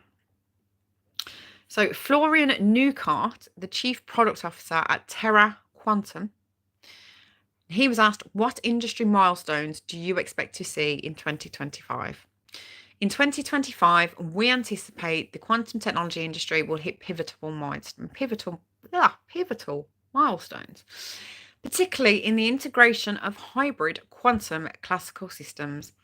Industries like pharmaceuticals, logistics, and financial services will adopt quantum solutions at scale, showcasing tangible return on investment from quantum computing now. Advancements in quantum networking, particularly quantum key distribution, which I did touch on briefly last week, for securing critical infrastructure will accelerate. The emergence of more standardized quantum hardware ecosystems will pave the way for greater interoperability and accessibility. What is Terra Quantum's business outlook for the year? Terra Quantum is poised for significant growth in 2025 as we expand our offerings across key industries, focusing on hybrid solutions that deliver immediate business value. With our TQ42 platform, we aim to make quantum-enhanced algorithms more accessible, offering solutions that address optimization, simulation, and machine learning challenges We are scaling our cryptography solutions, leveraging our leadership in QKD and post-quantum cryptography to secure next-gen communications. We expect to solidify our position as a global quantum technology leader with strategic partnerships and ongoing research and development. What factors do you think will drive industry growth in the coming year? That's the question he was asked. He said several factors will fuel quantum industry growth in 2025. The increasing urgency to address cybersecurity challenges will drive adoption of quantum-safe cryptographic solutions like QKD and post-quantum algorithms. Industries will continue seeking breakthroughs in optimization and simulation, with quantum computing offering superior efficiency and accuracy. Government initiatives and funding for quantum research and development will stimulate innovation and collaboration. And lastly, the maturation of hybrid quantum classical systems will make quantum technologies more practical and commercially viable, encouraging widespread industry adoption. Again, that was Florian Newcart, the Chief Product Officer at Terra Quantum. Hi. So, Gilles Thonet, Deputy Secretary General of the IEC, the International Electrotechnical Commission. Same question, basically. What do you see? What's your forecast for 2025? Quantum computing is coming, and soon the noise-free era will introduce a raft of new challenges that will range from managing the complexity of large-scale quantum systems to ensure equitable access to this powerful technology. Consensus-based international standards, which is about sharing global best practices, will have an important role to play. It holds immense promise for tackling today's global challenges, but for everyone to benefit and for no country to be left behind, we need international standards that operate across borders. Standards are already building a solid foundation for collaboration, starting with a common terminology that makes it possible to exchange information accurately. They prioritize safety and address the concerns of society. They are vital for ensuring the interoperability of quantum computing elements. Again, that was Gilles Thonet, she's the Deputy Secretary General of the IEC, International Electrotechnical Commission. So, Yuval Bogar, the Chief Commercial Officer at Quera Computing. National quantum programs will transition towards targeted investments and strategic global partnerships. As quantum computing approaches practical applications, national programs will increasingly prioritize tangible milestones, such as achieving specific qubit counts, enabling fault-tolerant operations, and developing useful applications that leverage quantum computers. Selective international collaboration will play a pivotal role, such as programs in Europe and Asia, balancing the need for trusted partnerships with national security concerns and shifting away from 100% in-country initiatives. Already, programs in Europe and Asia are transitioning from foundational research towards collaborative application-orientated initiatives. On-premise quantum deployments will increase for high security and custom use cases, while cloud services will expand for broader accessibility. In 2025, the industry will see a divergence between organizations deploying on-premises quantum systems for secure, mission-critical use cases and those from benefiting from the scalability and accessibility of cloud-based services. On-premise systems will cater to sectors like government, finance, pharmaceuticals, where data security control and customization are paramount. These deployments will address high-use, mission-critical processing needs, tight integration with classical HPC resources, and offer deep control over quantum resource allocation. On-premises systems will be preferred when budgets are available to germinate a local quantum ecosystem. Conversely, cloud platforms will remain the primary entry point for businesses exploring quantum technology. Makes sense. Bit like what Volkswagen did, where they kept testing. It's like, yeah, we'll have one of our own. We can afford it. So, number 3, code design. Vinay, I ain't here for your trolling. I will block you if you do not say anything productive. Swear to God, I am not here for your trolling. If you actually are committed to misunderstanding quantum computing just so you control people, what are you here for? If you're here to actually learn something, fine, I'll give you a chance. But I swear to God, man, you get any derogatory statements to me one more time and I'll just delete you for good. So, number 3, this is still their statement. Co-design will drive industry-specific quantum solutions, accelerating. Yeah, I like, give me a day off anything, like. Right. So co-design, where quantum hardware and software are developed collaboratively with specific applications in mind, will become a cornerstone. Yeah, oh, actually, I did put a couple of mods on. Do me a favour, Rox. I'm not watching comments. You know I'm not. I'm trying to concentrate for the people that aren't committed to misunderstanding and actually do want to learn some things. Keep an eye on Vinny's comments for me, and you are free to ban him if he fucking tries to troll me or says anything that I'm sick of him, literally. So, right. So co-design will drive industry-specific quantum solutions, accelerating application-ready systems. The co-design, where quantum hardware and software are developed collaboratively with specific applications in mind, will become a cornerstone of quantum innovation. This approach integrates end user needs early in the design process, yielding optimized quantum systems. It acknowledges that today's quantum computers are not yet capable of solving a wide range of problems and tightly integrate hardware and software to extract the maximum utility of these limited resources.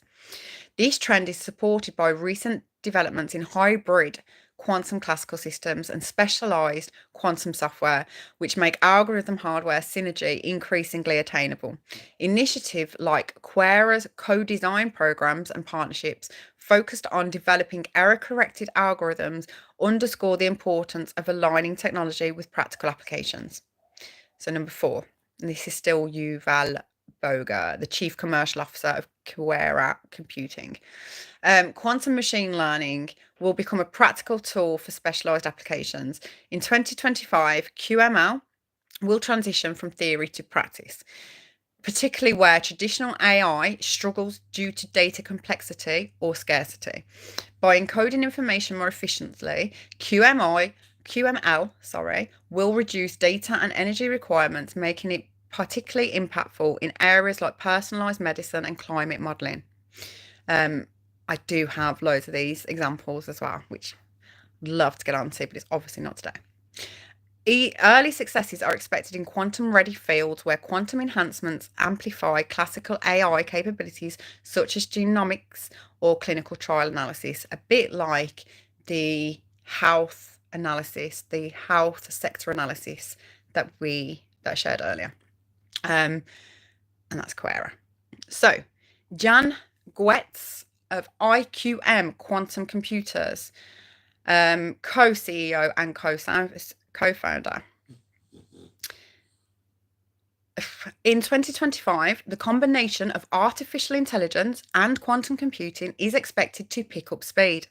Hybrid quantum AI systems will impact fields like optimization, drug discovery, and climate modeling, while AI-assisted quantum error mitigation will significantly enhance the reliability and scalability of quantum technologies. In addition, we expect the progress in quantum error correction will mark a pivotal moment, with scalable error correcting codes reducing overhead for fault-tolerant quantum computing, and the first logical qubits surpassing physical qubits in error rates. Complementing these advancements, innovations in hardware will improve coherence times and qubit connectivity, strengthening the foundation. Bear with me a minute. Dougie, I've just made you a mod. Can you keep your eye on him for me? Literally just made you a mod, Dougie, for that. Thank you. So yeah. So the complementing, so what they're saying, IQM, is that it will improve coherence times and qubit connectivity. We did touch on this earlier, why that's important, and strengthen the foundation for robust quantum systems.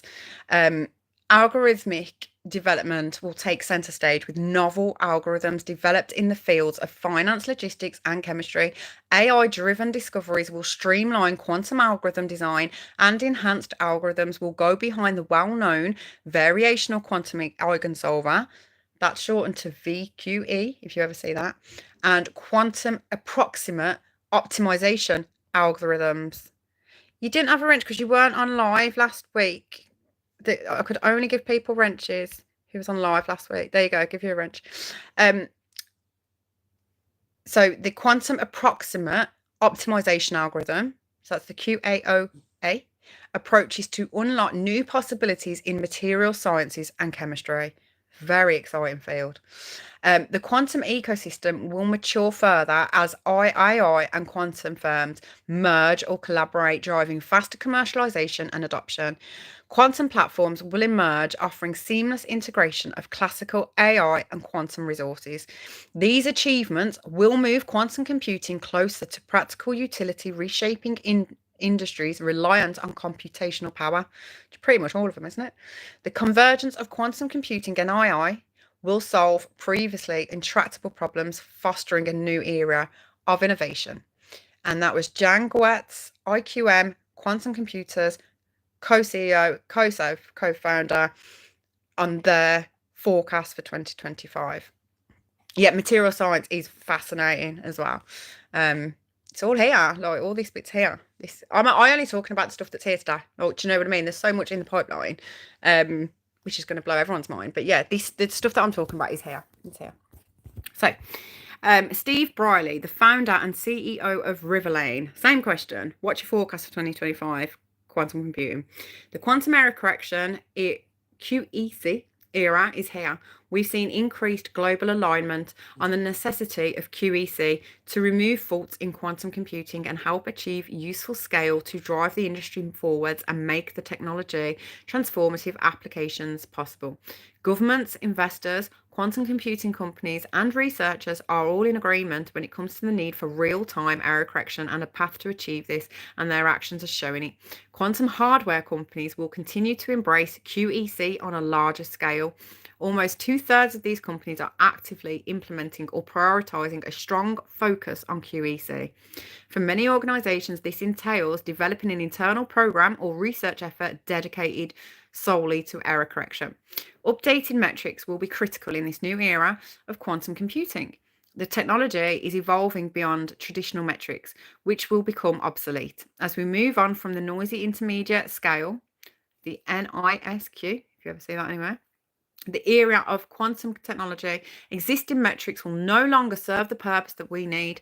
Reliable quantum operations, or QUOPS, can sufficiently measure quantum performance. Still, future iterations of quantum computers will require new metrics and applications, specific benchmarks to compare the next generation of technology. This race continues in 2025. The demand for standalone QEC stacks will rise significantly, while the industry slowly is coming around to the idea that NISQ would not unlock any commercially useful applications. We cannot afford to wait for the mega QUOP, a compelling challenge to the quantum community. To paraphrase John Preskill, the mega QOP is quantum's next landmark goal, where the power of quantum computers goes beyond the reach of any classical computer. We can only reach it with QEC.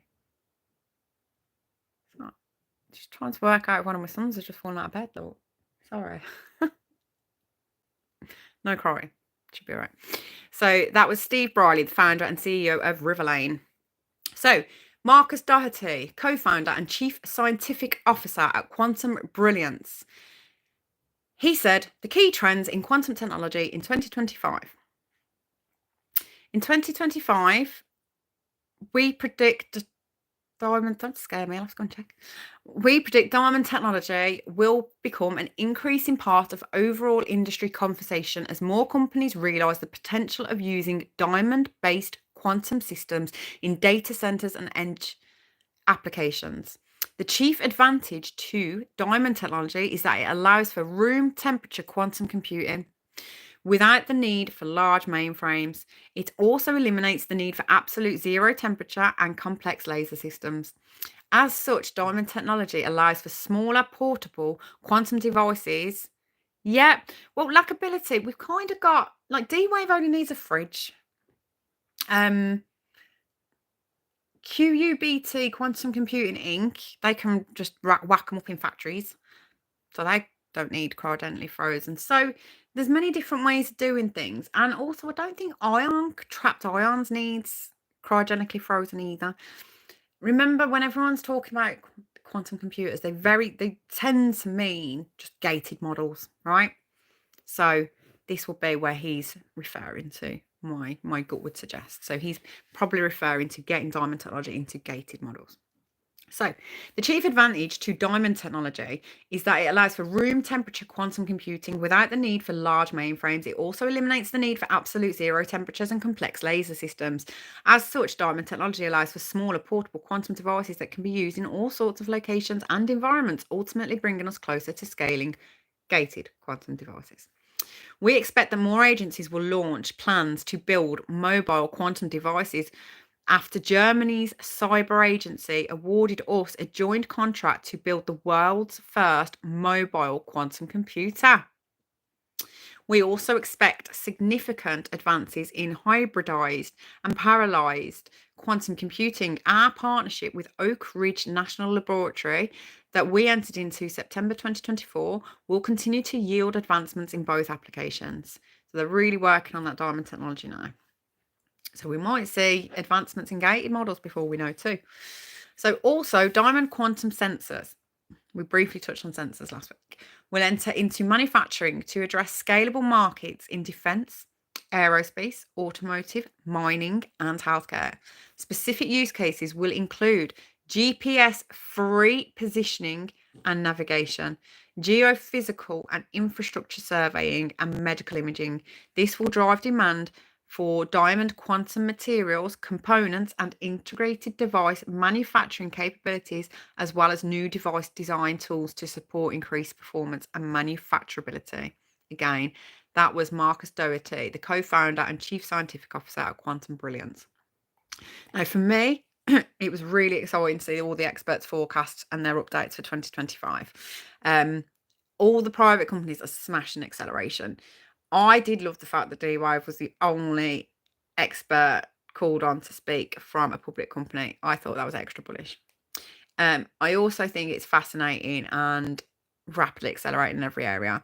Again, AI for the language, QC for the maths, together is what all businesses need. Now, if QC can also deliver AI quicker, more efficient, more accurately, with less power consumption, it's a no-brainer, isn't it? So again, maths are arguably more important than words in business. AI QC synergy is what I've been banging on about and saying is the future. And there you've just had at least 4 experts confirm that correlation on the 31st December 2024. So for me, it seems like a no-brainer that this is the way the big business will need to accelerate their solutions and implementations from their data.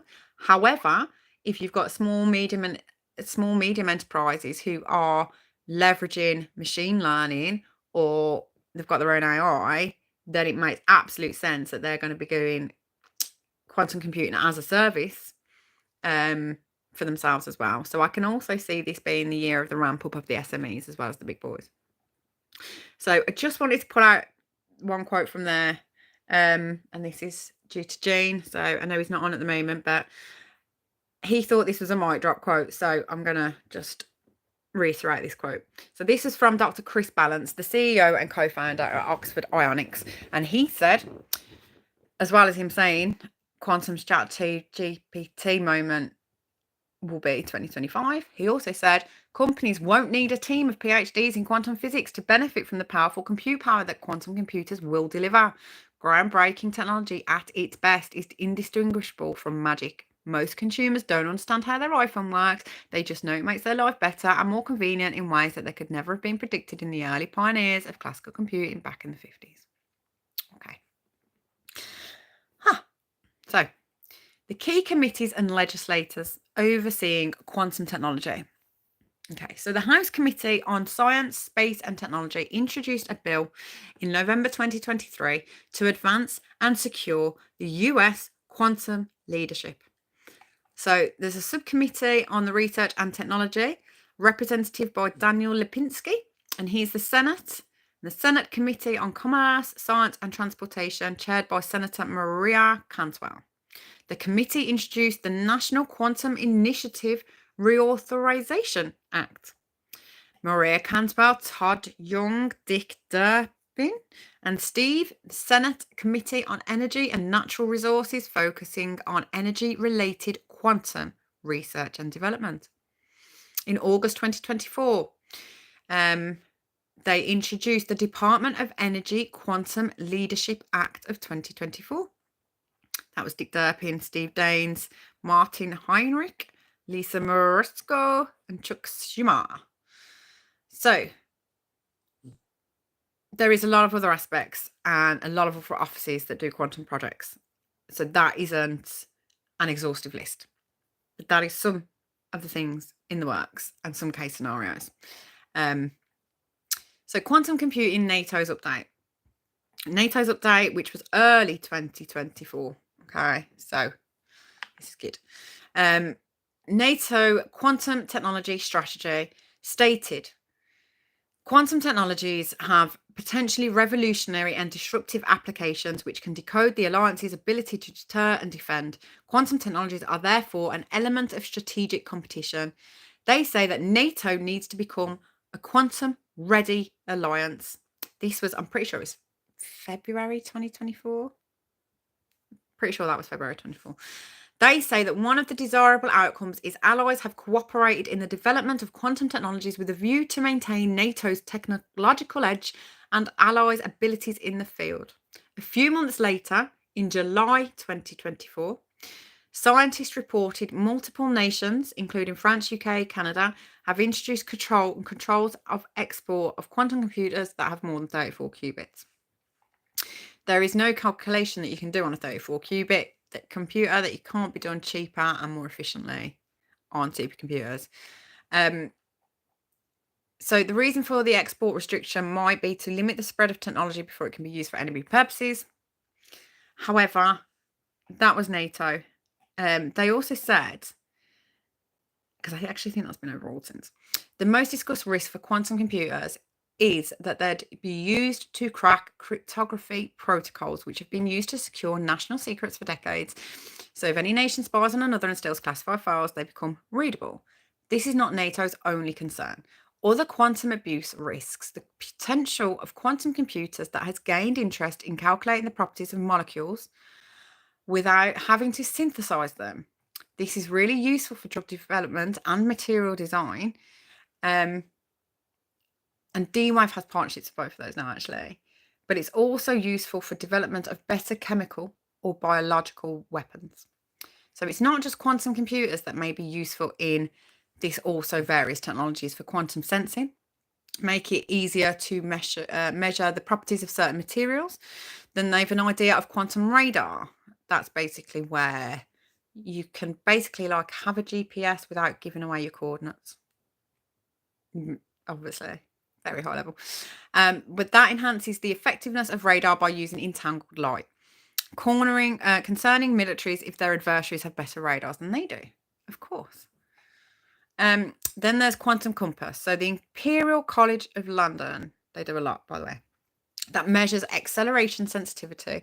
And that's useful because if you know how much you accelerated and for how long, you can calculate your exact path. And if you know the starting point, this means you can calculate your exact position entirely without GPS, giving added protection if the adversary hacks your systems. The British Navy has been testing that device, and there's the general issue of getting an edge in computations like military logistics. Now, as we know, Dwave has been partnered with Lockheed Martin since 2011. Pretty sure they got all that stuff on lockdown, just not telling us about it. So, obviously, this is not years away. Obviously, it's interesting and important to differentiate between the different use cases for quantum before giving timelines. Hoping I covered that enough last week.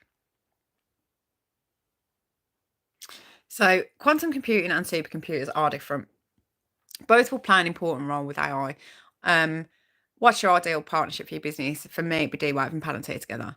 What's the difference between supercomputers? Supercomputers are basically large data storage centers. Extremely powerful, can process and store data. At the core, they're the same as regular computers, just with masses of CPUs and masses of energy demand.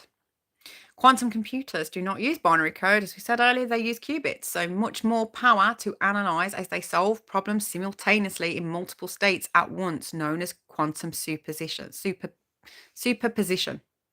where qubits are linked together, effectively multiplying themselves to multitask instead of binary one task at a time.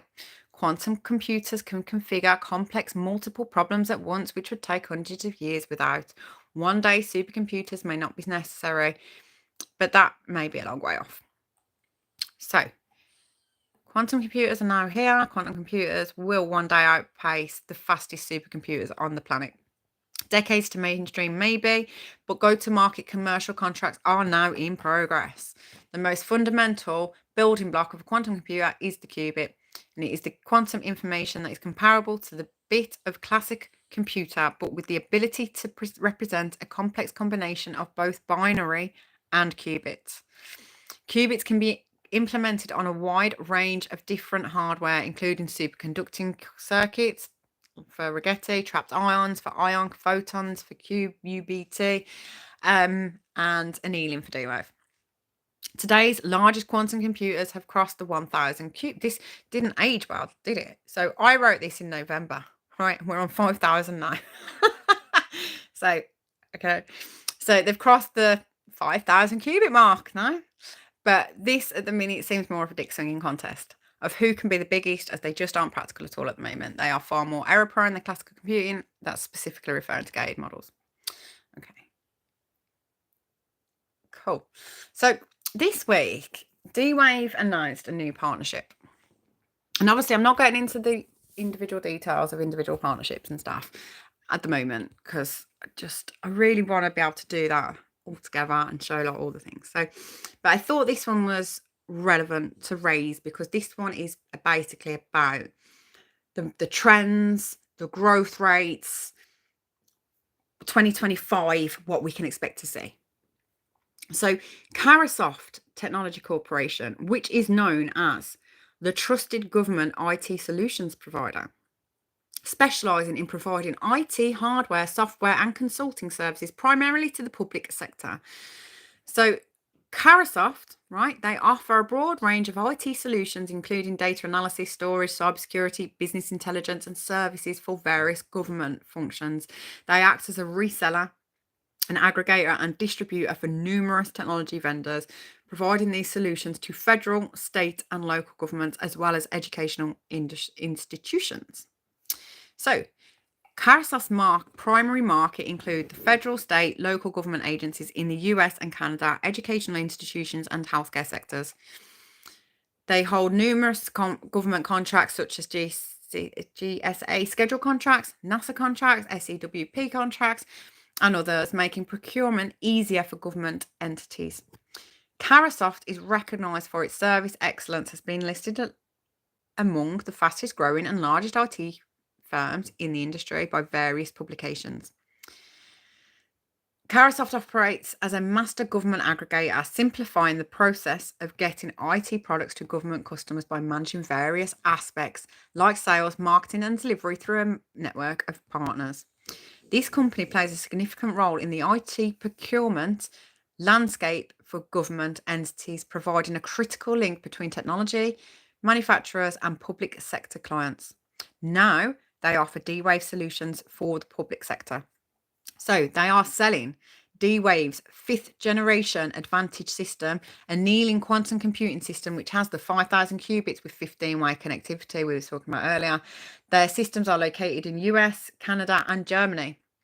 They are also selling the Advantage 2 system prototype. The 6th generation annealing quantum computing system in development currently has 1,200 plus qubits, but it has a 20-way connectivity.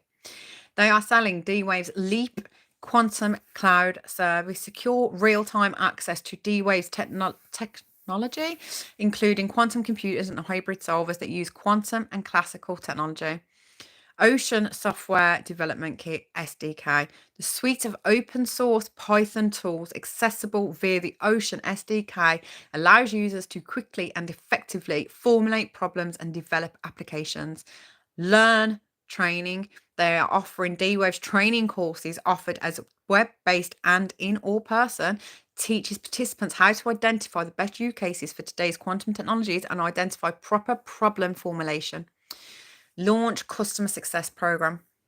Professional services help organizations get started on their quantum journey through a multi-phase, high-touch approach, identification of use cases, training, and application developments included in this program.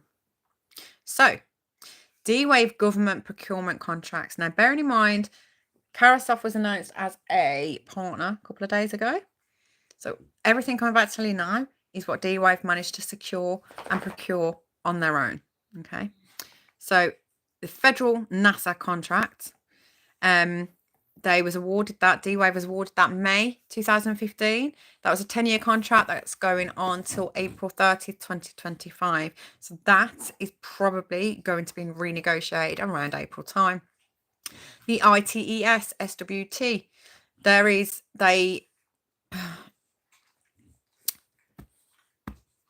they got that contract on August 31st, 2020. And that was a 5-year contract that goes through to August this year, 2025. There are additional option years available on that contract too. State and local Illinois Public Higher Education Cooperative, the IPHEC. They partnered with D-Wave on June the 30th, 2020. That was a 5-year contract that is up for renewal in April 30th, 2025. Now, my gut would suggest, as we've not lost any customers yet, as these contracts that I'm talking to you about, I'll read a few more out, are 5-year contracts, that would allow you then to price more effectively when they come up for renewal.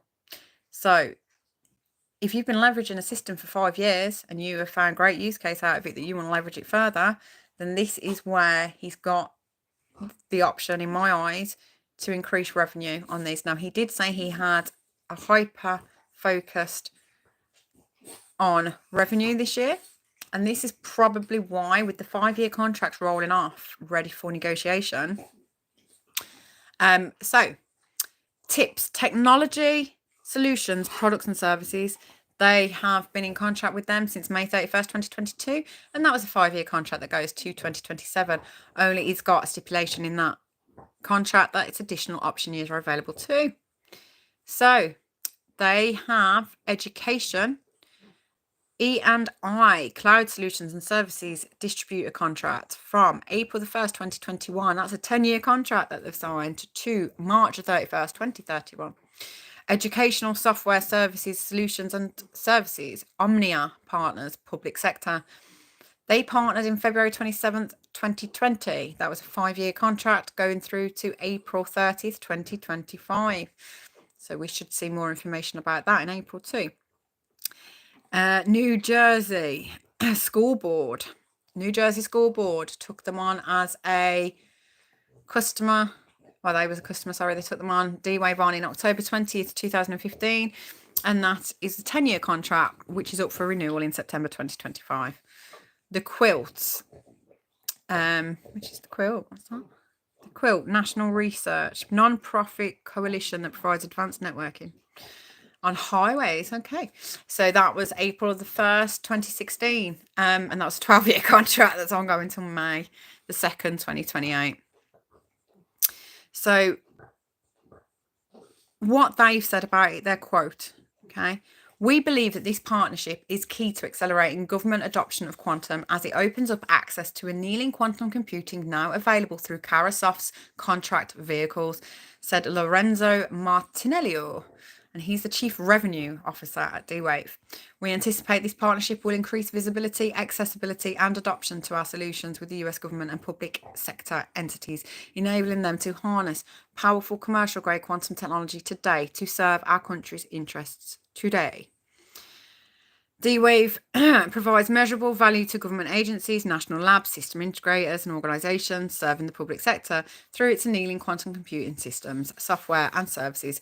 Customers can leverage D-Wave's technologies to create hybrid quantum applications that help address a variety of public sector priorities, including national defence, intelligence, emergency response and management, energy reliability and resilience, and infrastructure optimization, whilst also facilitating critical research in areas such as material science. Through this partnership with Dwave and Carasoft, we will co-market this Carasoft, by the way. We will co-market D-Wave's comprehensive solutions to the public sector through Carasoft's reseller network. These solutions include real-time access to the D-Wave Advantage quantum computing systems through the LEAP quantum cloud service, workforce training programs to upskill current public sector employees, and specialised support from D-Wave's professional services team to develop applications for specific public sector use cases. As agencies face increasingly complex optimization challenges, we believe it is critical that they leverage advanced quantum solutions to tackle these problems, said Troy Maru, Program Manager for Quantum Technologies at Carasoft. By partnering with D-Wave and working with our reseller partners, we can provide government agencies with access to real-time quantum solutions that could help address national priorities from defence to infrastructure optimization.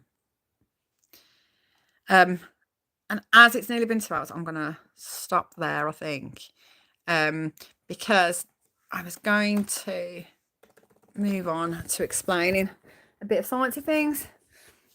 But as I say, we've nearly done 2 hours. So it is Monday tomorrow and the markets are closed tomorrow. So I might just fire up a live for an hour tomorrow night and get some of this out.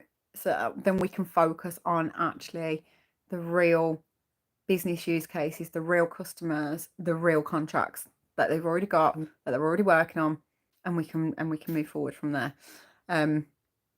So I'm just going to rush through, see if there's any messages, see if Vinny said anything else. But hopefully, if you got any questions on anything we've gone through today, because I know we went through quite a lot. The healthcare sector for me is going to be a huge one. Quantum computing as a service is going to be huge. The compound annual growth rates in all of these sectors is going to be huge. Oh, hang on.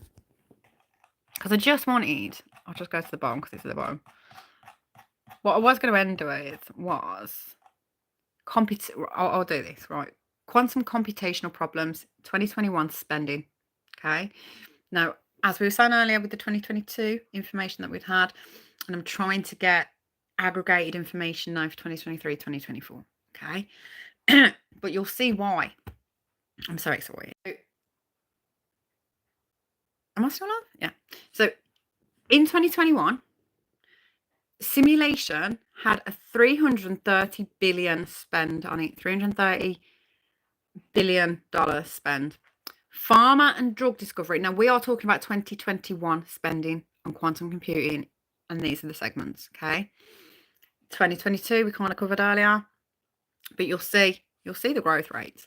So pharma and drug discovery spent 80 billion in 2021. Aerospace, computational fluid dynamics spent 20 billion on simulation in 21. Chemistry, catalyst design spent 50 billion on simulation in 21. Energy and solar conversion spent 30 billion in 2021. And the finance market simulation for like derivatives pricing was 35 billion in 2021, and other use cases in finance was 115 billion. Optimization in 2021 had a 220 billion spend. Finance portfolio optimization was 50 billion of that. Insurance and risk management was 20 billion of that. Logistics network optimization was 100 billion of that, and aerospace route optimization was 50 billion of that. Machine learning in 2021 spend on quantum computing, 250 billion was spent in 2021. In 2025 now. So automotive AI algos spent 10 billion on that. Finance, anti-money laundering and anti-fraud spent 30 billion of that. Tech, search, advertising and optimization spent 100 billion of that, 250 billion of machine learning in 2021. And the other use cases was 110 billion. Cryptography was 110 billion spend. Oh no, sorry, cryptography was an 80 billion spend, sorry. Government encryption and decryption was 40 billion of that, and corporate encryption and decryption was 40 billion of that. So obviously I'm updated. I'm excited to get the updated numbers on all of these, because from everything that I can see in the trends are 100% year on year. The CAGR suggests 50%, which is still a beautiful KGAR number. And if that is, it's still going to be absolutely beautiful numbers, as we went through earlier. But if it is nearer the 100%, which we are seeing year on year since 2021, 2022, 2023, 2024, it's going to be good. So I am just going through the comments now, sorry. QSI, I like that. I do like QSI. They've got like half their money in the market, half their market cap in cash, don't they? And they've come out with a date, haven't they? Half to 2026 to release their tool. So it's probably not an urgent one that you have to get in now or anything like that. It obviously hasn't got the same kind of TAM as quantum computing as a whole. But for what that will do and for that niche, that's a great company. Selling everything I have on eBay ready for Tuesday. It's fine. Oh, bless you. Super early, ML. Used to hold, but too far out for me. I worked with some of the QC scientists. Yeah, Laura's top of the game there, ain't you, Laura? Stop. Incubator.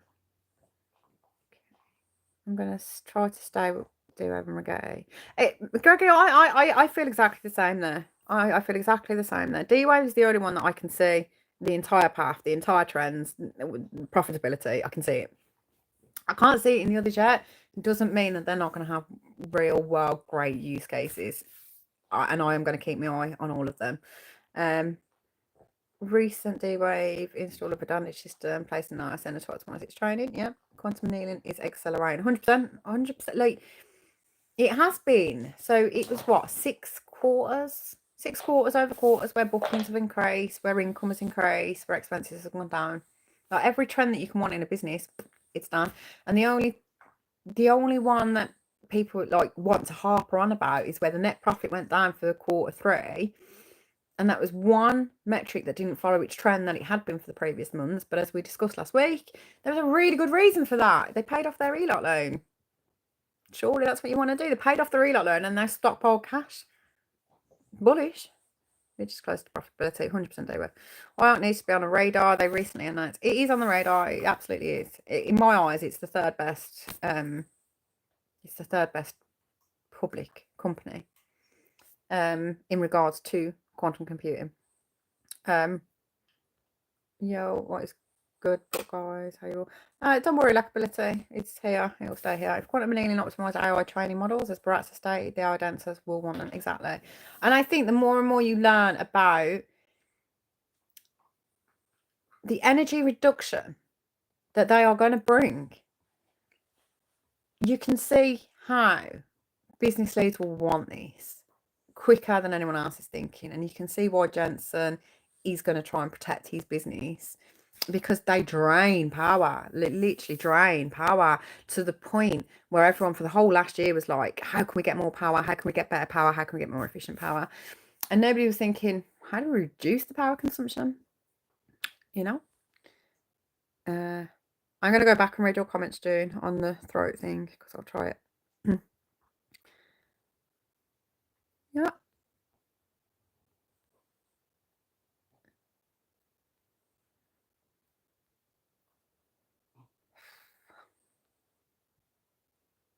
Yeah, no, the kind of crush where it pulls your pigtails and fucking face plants you into the floor, that one, yeah.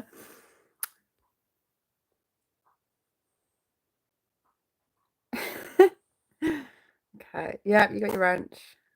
Material science is going to be really, really fascinating. That is, perhaps transparent aluminium is our future with quantum material. Gregory, honestly, the amount that is coming is just unenvisageable. That's a mouthful as well. But like what's here today, there is enough that we can get our money behind, and there's enough that will bring real business developments. And you know what? I'm also looking closely at the customers that have leveraged quantum computing. Have a look at their results. I know we started off with a few of them and stuff, but they are accelerating. So, you know, even if you say wanted an even safer path, because me, I'm happy. Like, where's D-Wave today? Like 5. It's in my fair value range. It's at the bottom end of my fair value range. I think it's like $5.60, something like that, $5.60.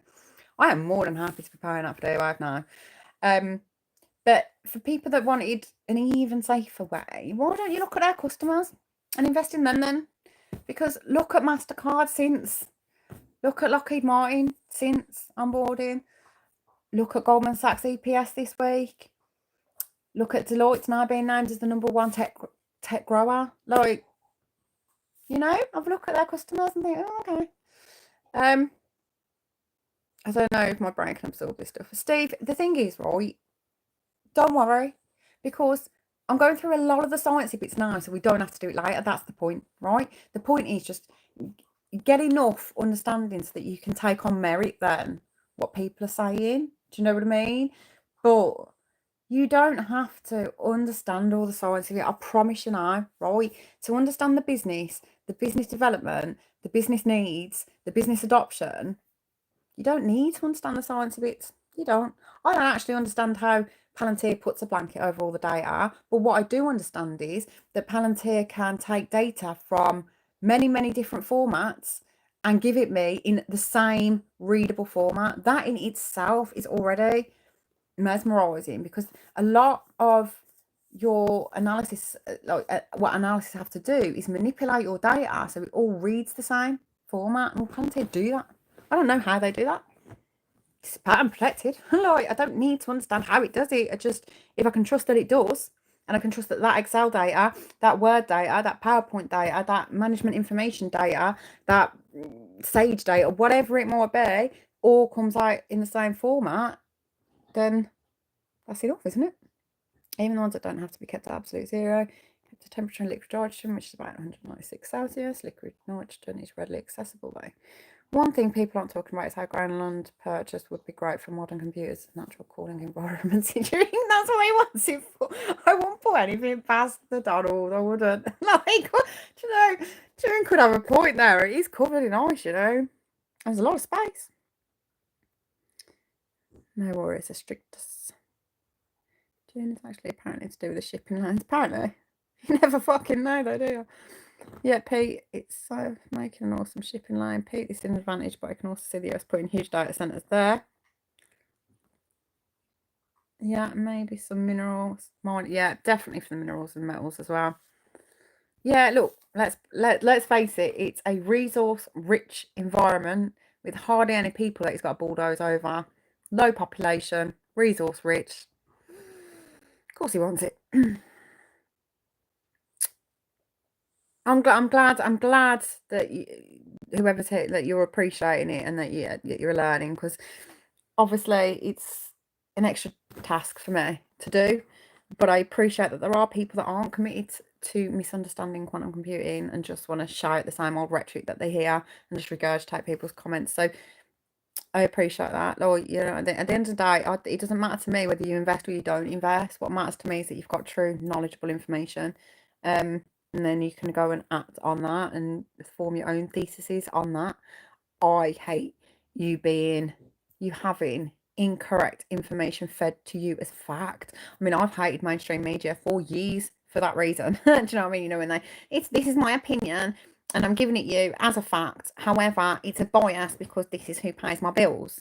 Well, YouTube might not have the same reasons for the biases, but they still seem to have the same biases. So that's my reasoning for doing it. Read my comments to Army and Dougie in our group. I set all this out. Greenland's technical brilliant, and there's a clear. Cool. We're talking about Greenland. May have to move to Greenland and buy property. I have to check the Well, we need to check the corporation tax first, or capital gains tax first. Somebody check the capital gains tax on fucking Greenland. Hi, my phone is out for repairs. Repairs, June. That phone that you had needs binning, and you need a new one. Fucking repairs. I'll repair that. Get a new one. I hope it's fixed soon. Yes, I'm gonna have thousands of messages. Why you guys are planning the move to Greenland? Early birds. I like to be early to things. I like to be early when you know it is the path to adoption. So, doesn't it seem like all these companies that are doing research and development are going to condense at some point where someone's going to just start buying to find a tech and consolidate? Yeah, I I've been looking at these stuff for what, 3-4 months, something like that. And I actually thought that there'd be more buyouts in this sector and stuff, especially over the last few years and whatever else. And what I'm finding is that, you know what, physicists and the ones locking down their work and stuff, they ain't money goes sway on. That's not what gets them ticking, is it? So, and I do think that's one of the things putting the big boys' nose out of joint, because like they can't just go and buy all these patents, they can't go and buy all their PhDs, they can't go and buy all these businesses, because these businesses go, no, don't need you, I don't want you, it's all right, go and work on your gated models. Yeah, okay, Manuel, I will do that about Ionq. Yeah, Ionq and Maryland project, I've got that in.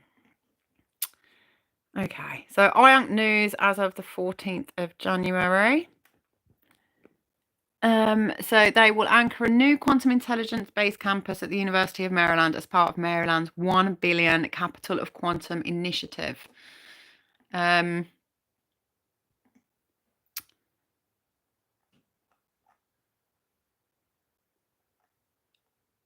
didn't pull up individual things for today, so just bear with me.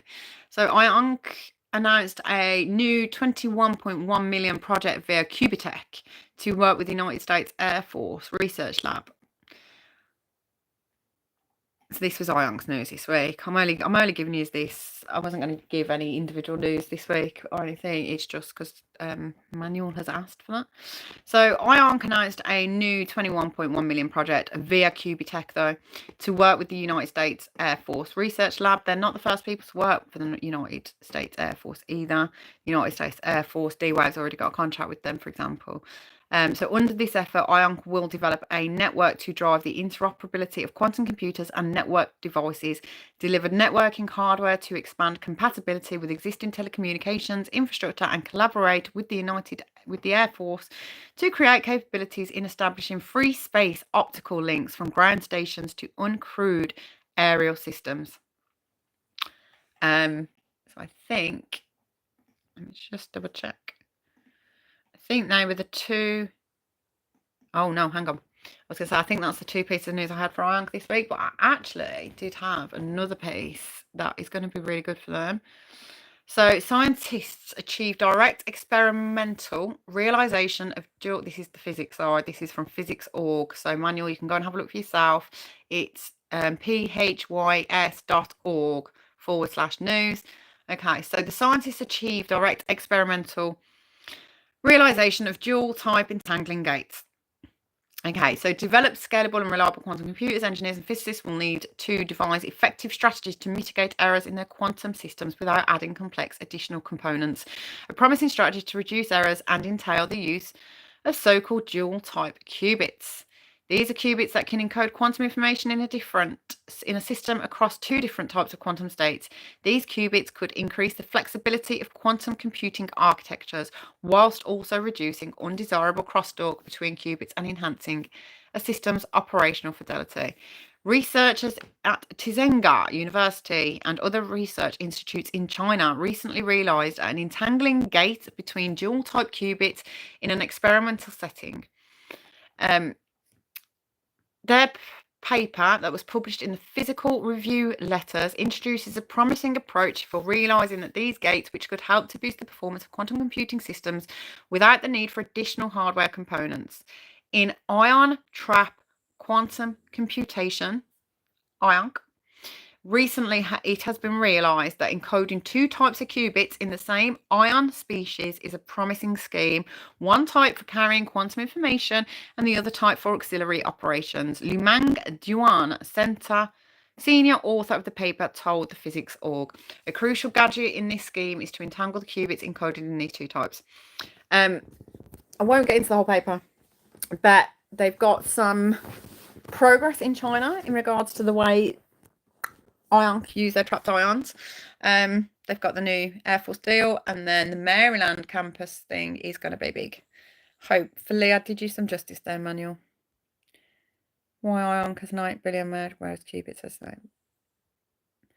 No, Pete, really what it was with Ionq's market cap is that there was the first to there was the first two. Obviously, they've got 600 patents, so you've got to put a high level of value there, Pete. But I think if in my gut, it's just that they was marketing themselves first, whereas the others was getting themselves ready to be commercially viable first, if that makes sense.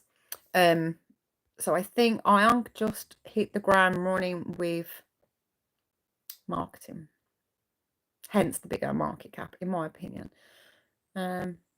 Always coming doing research and development. I'll go into condense at some point. Yeah, well, no, I don't think they're giving up their USPs, mate, and their rights. Ionq and Maryland product if possible. Yeah, I hope did you justice there, Manuel. Manuel, I'm confused why Ionq has an 8 billion market cap, whereas QBTS has 1.1. It's mostly because of the Maryland product. Dwave to the moon. Dwave to the moon. I can't see a reason why not. And I have tried to break this thesis for months now. It's not like I'm sitting here like in my own echo chamber trying to discount anything credible on the other side. It's just all the challenges on scalability, all the challenges that you can come up with for quantum computing. D-Wave have already like, yeah, well, we've ticked that one off, we ticked that one off. And the only ones that seem to do that. So transparent aluminium is a Star Trek reference by Scotty in Star Trek for the Journey. I'm gonna have to watch this fucking Star Trek, and I know. Dougie Dulles feels like it could be a .com bust. Mergers and acquisitions, some big winners, some dropping out, like the recent earnings. Everyone's, yeah, like, yeah, yeah, we probably will see a year coming up where everyone's saying quantum on their earnings calls, and I think it might be one of them. Mergers and acquisitions, though, I think they've tried. I literally do. I think they've been trying for so long. I think I can confidently say no, they're not selling out. I think, from my opinion, I can confidently say the little boys ain't selling out. I put the new Galaxy Samsung, but waiting to see if I can save data from my old phone if I can get it. Fair, June. Make sure you got a new one. No, that's always the way I need with the phone. I started positioning D-Wave last week. Good prices to start it, to be fair. I mean, you got prices under $4 last week. That was a steal deal. Absolute cheapest chips. Even here today, like, so as I said to the guys, right, when you've got momentum traders on board, which we do have with these, Friday evenings will always be telling, right? In the sense of momentum traders will jump on anything that moves volatile, right? Up, down, they don't care which way, right? But they don't hold their positions over a weekend. En masse, momentum traders will sell out of their positions on Friday nights. Just minimises their fees and stuff over the weekend. It very is that simple. They're very short-term sighted, very short-term moves that they're looking at on technicals, basically. So I waited until Friday, like last minute Friday. I mean, don't get me wrong, I was buying. You all know I buy quite a lot, but like Friday at 10 to 9 my time, so whatever, 10 minutes to the close, I was buying heavily because I just knew that was a lot of the positions being dumped out from momentum traders, etc. I expect to see that while they're on board. I expect momentum traders on board for at least 6 months. So I expect Friday nights to see a big volatile move. I'm all right with that because I've said, guys, that's when you want to keep your eye out for buying opportunities, really. But it dropped down to, I think it was holding like the 550 level, and I think I captured some under the 550. I think it's like 530 or something. I still think that's a steal deal. It is the bottom end of my fair value for them currently today. So I was very happy to buy. So I can't imagine you got a bad price last week, didn't you? And if that's it and no more questions, then I think I know how to end it this week. So thank you.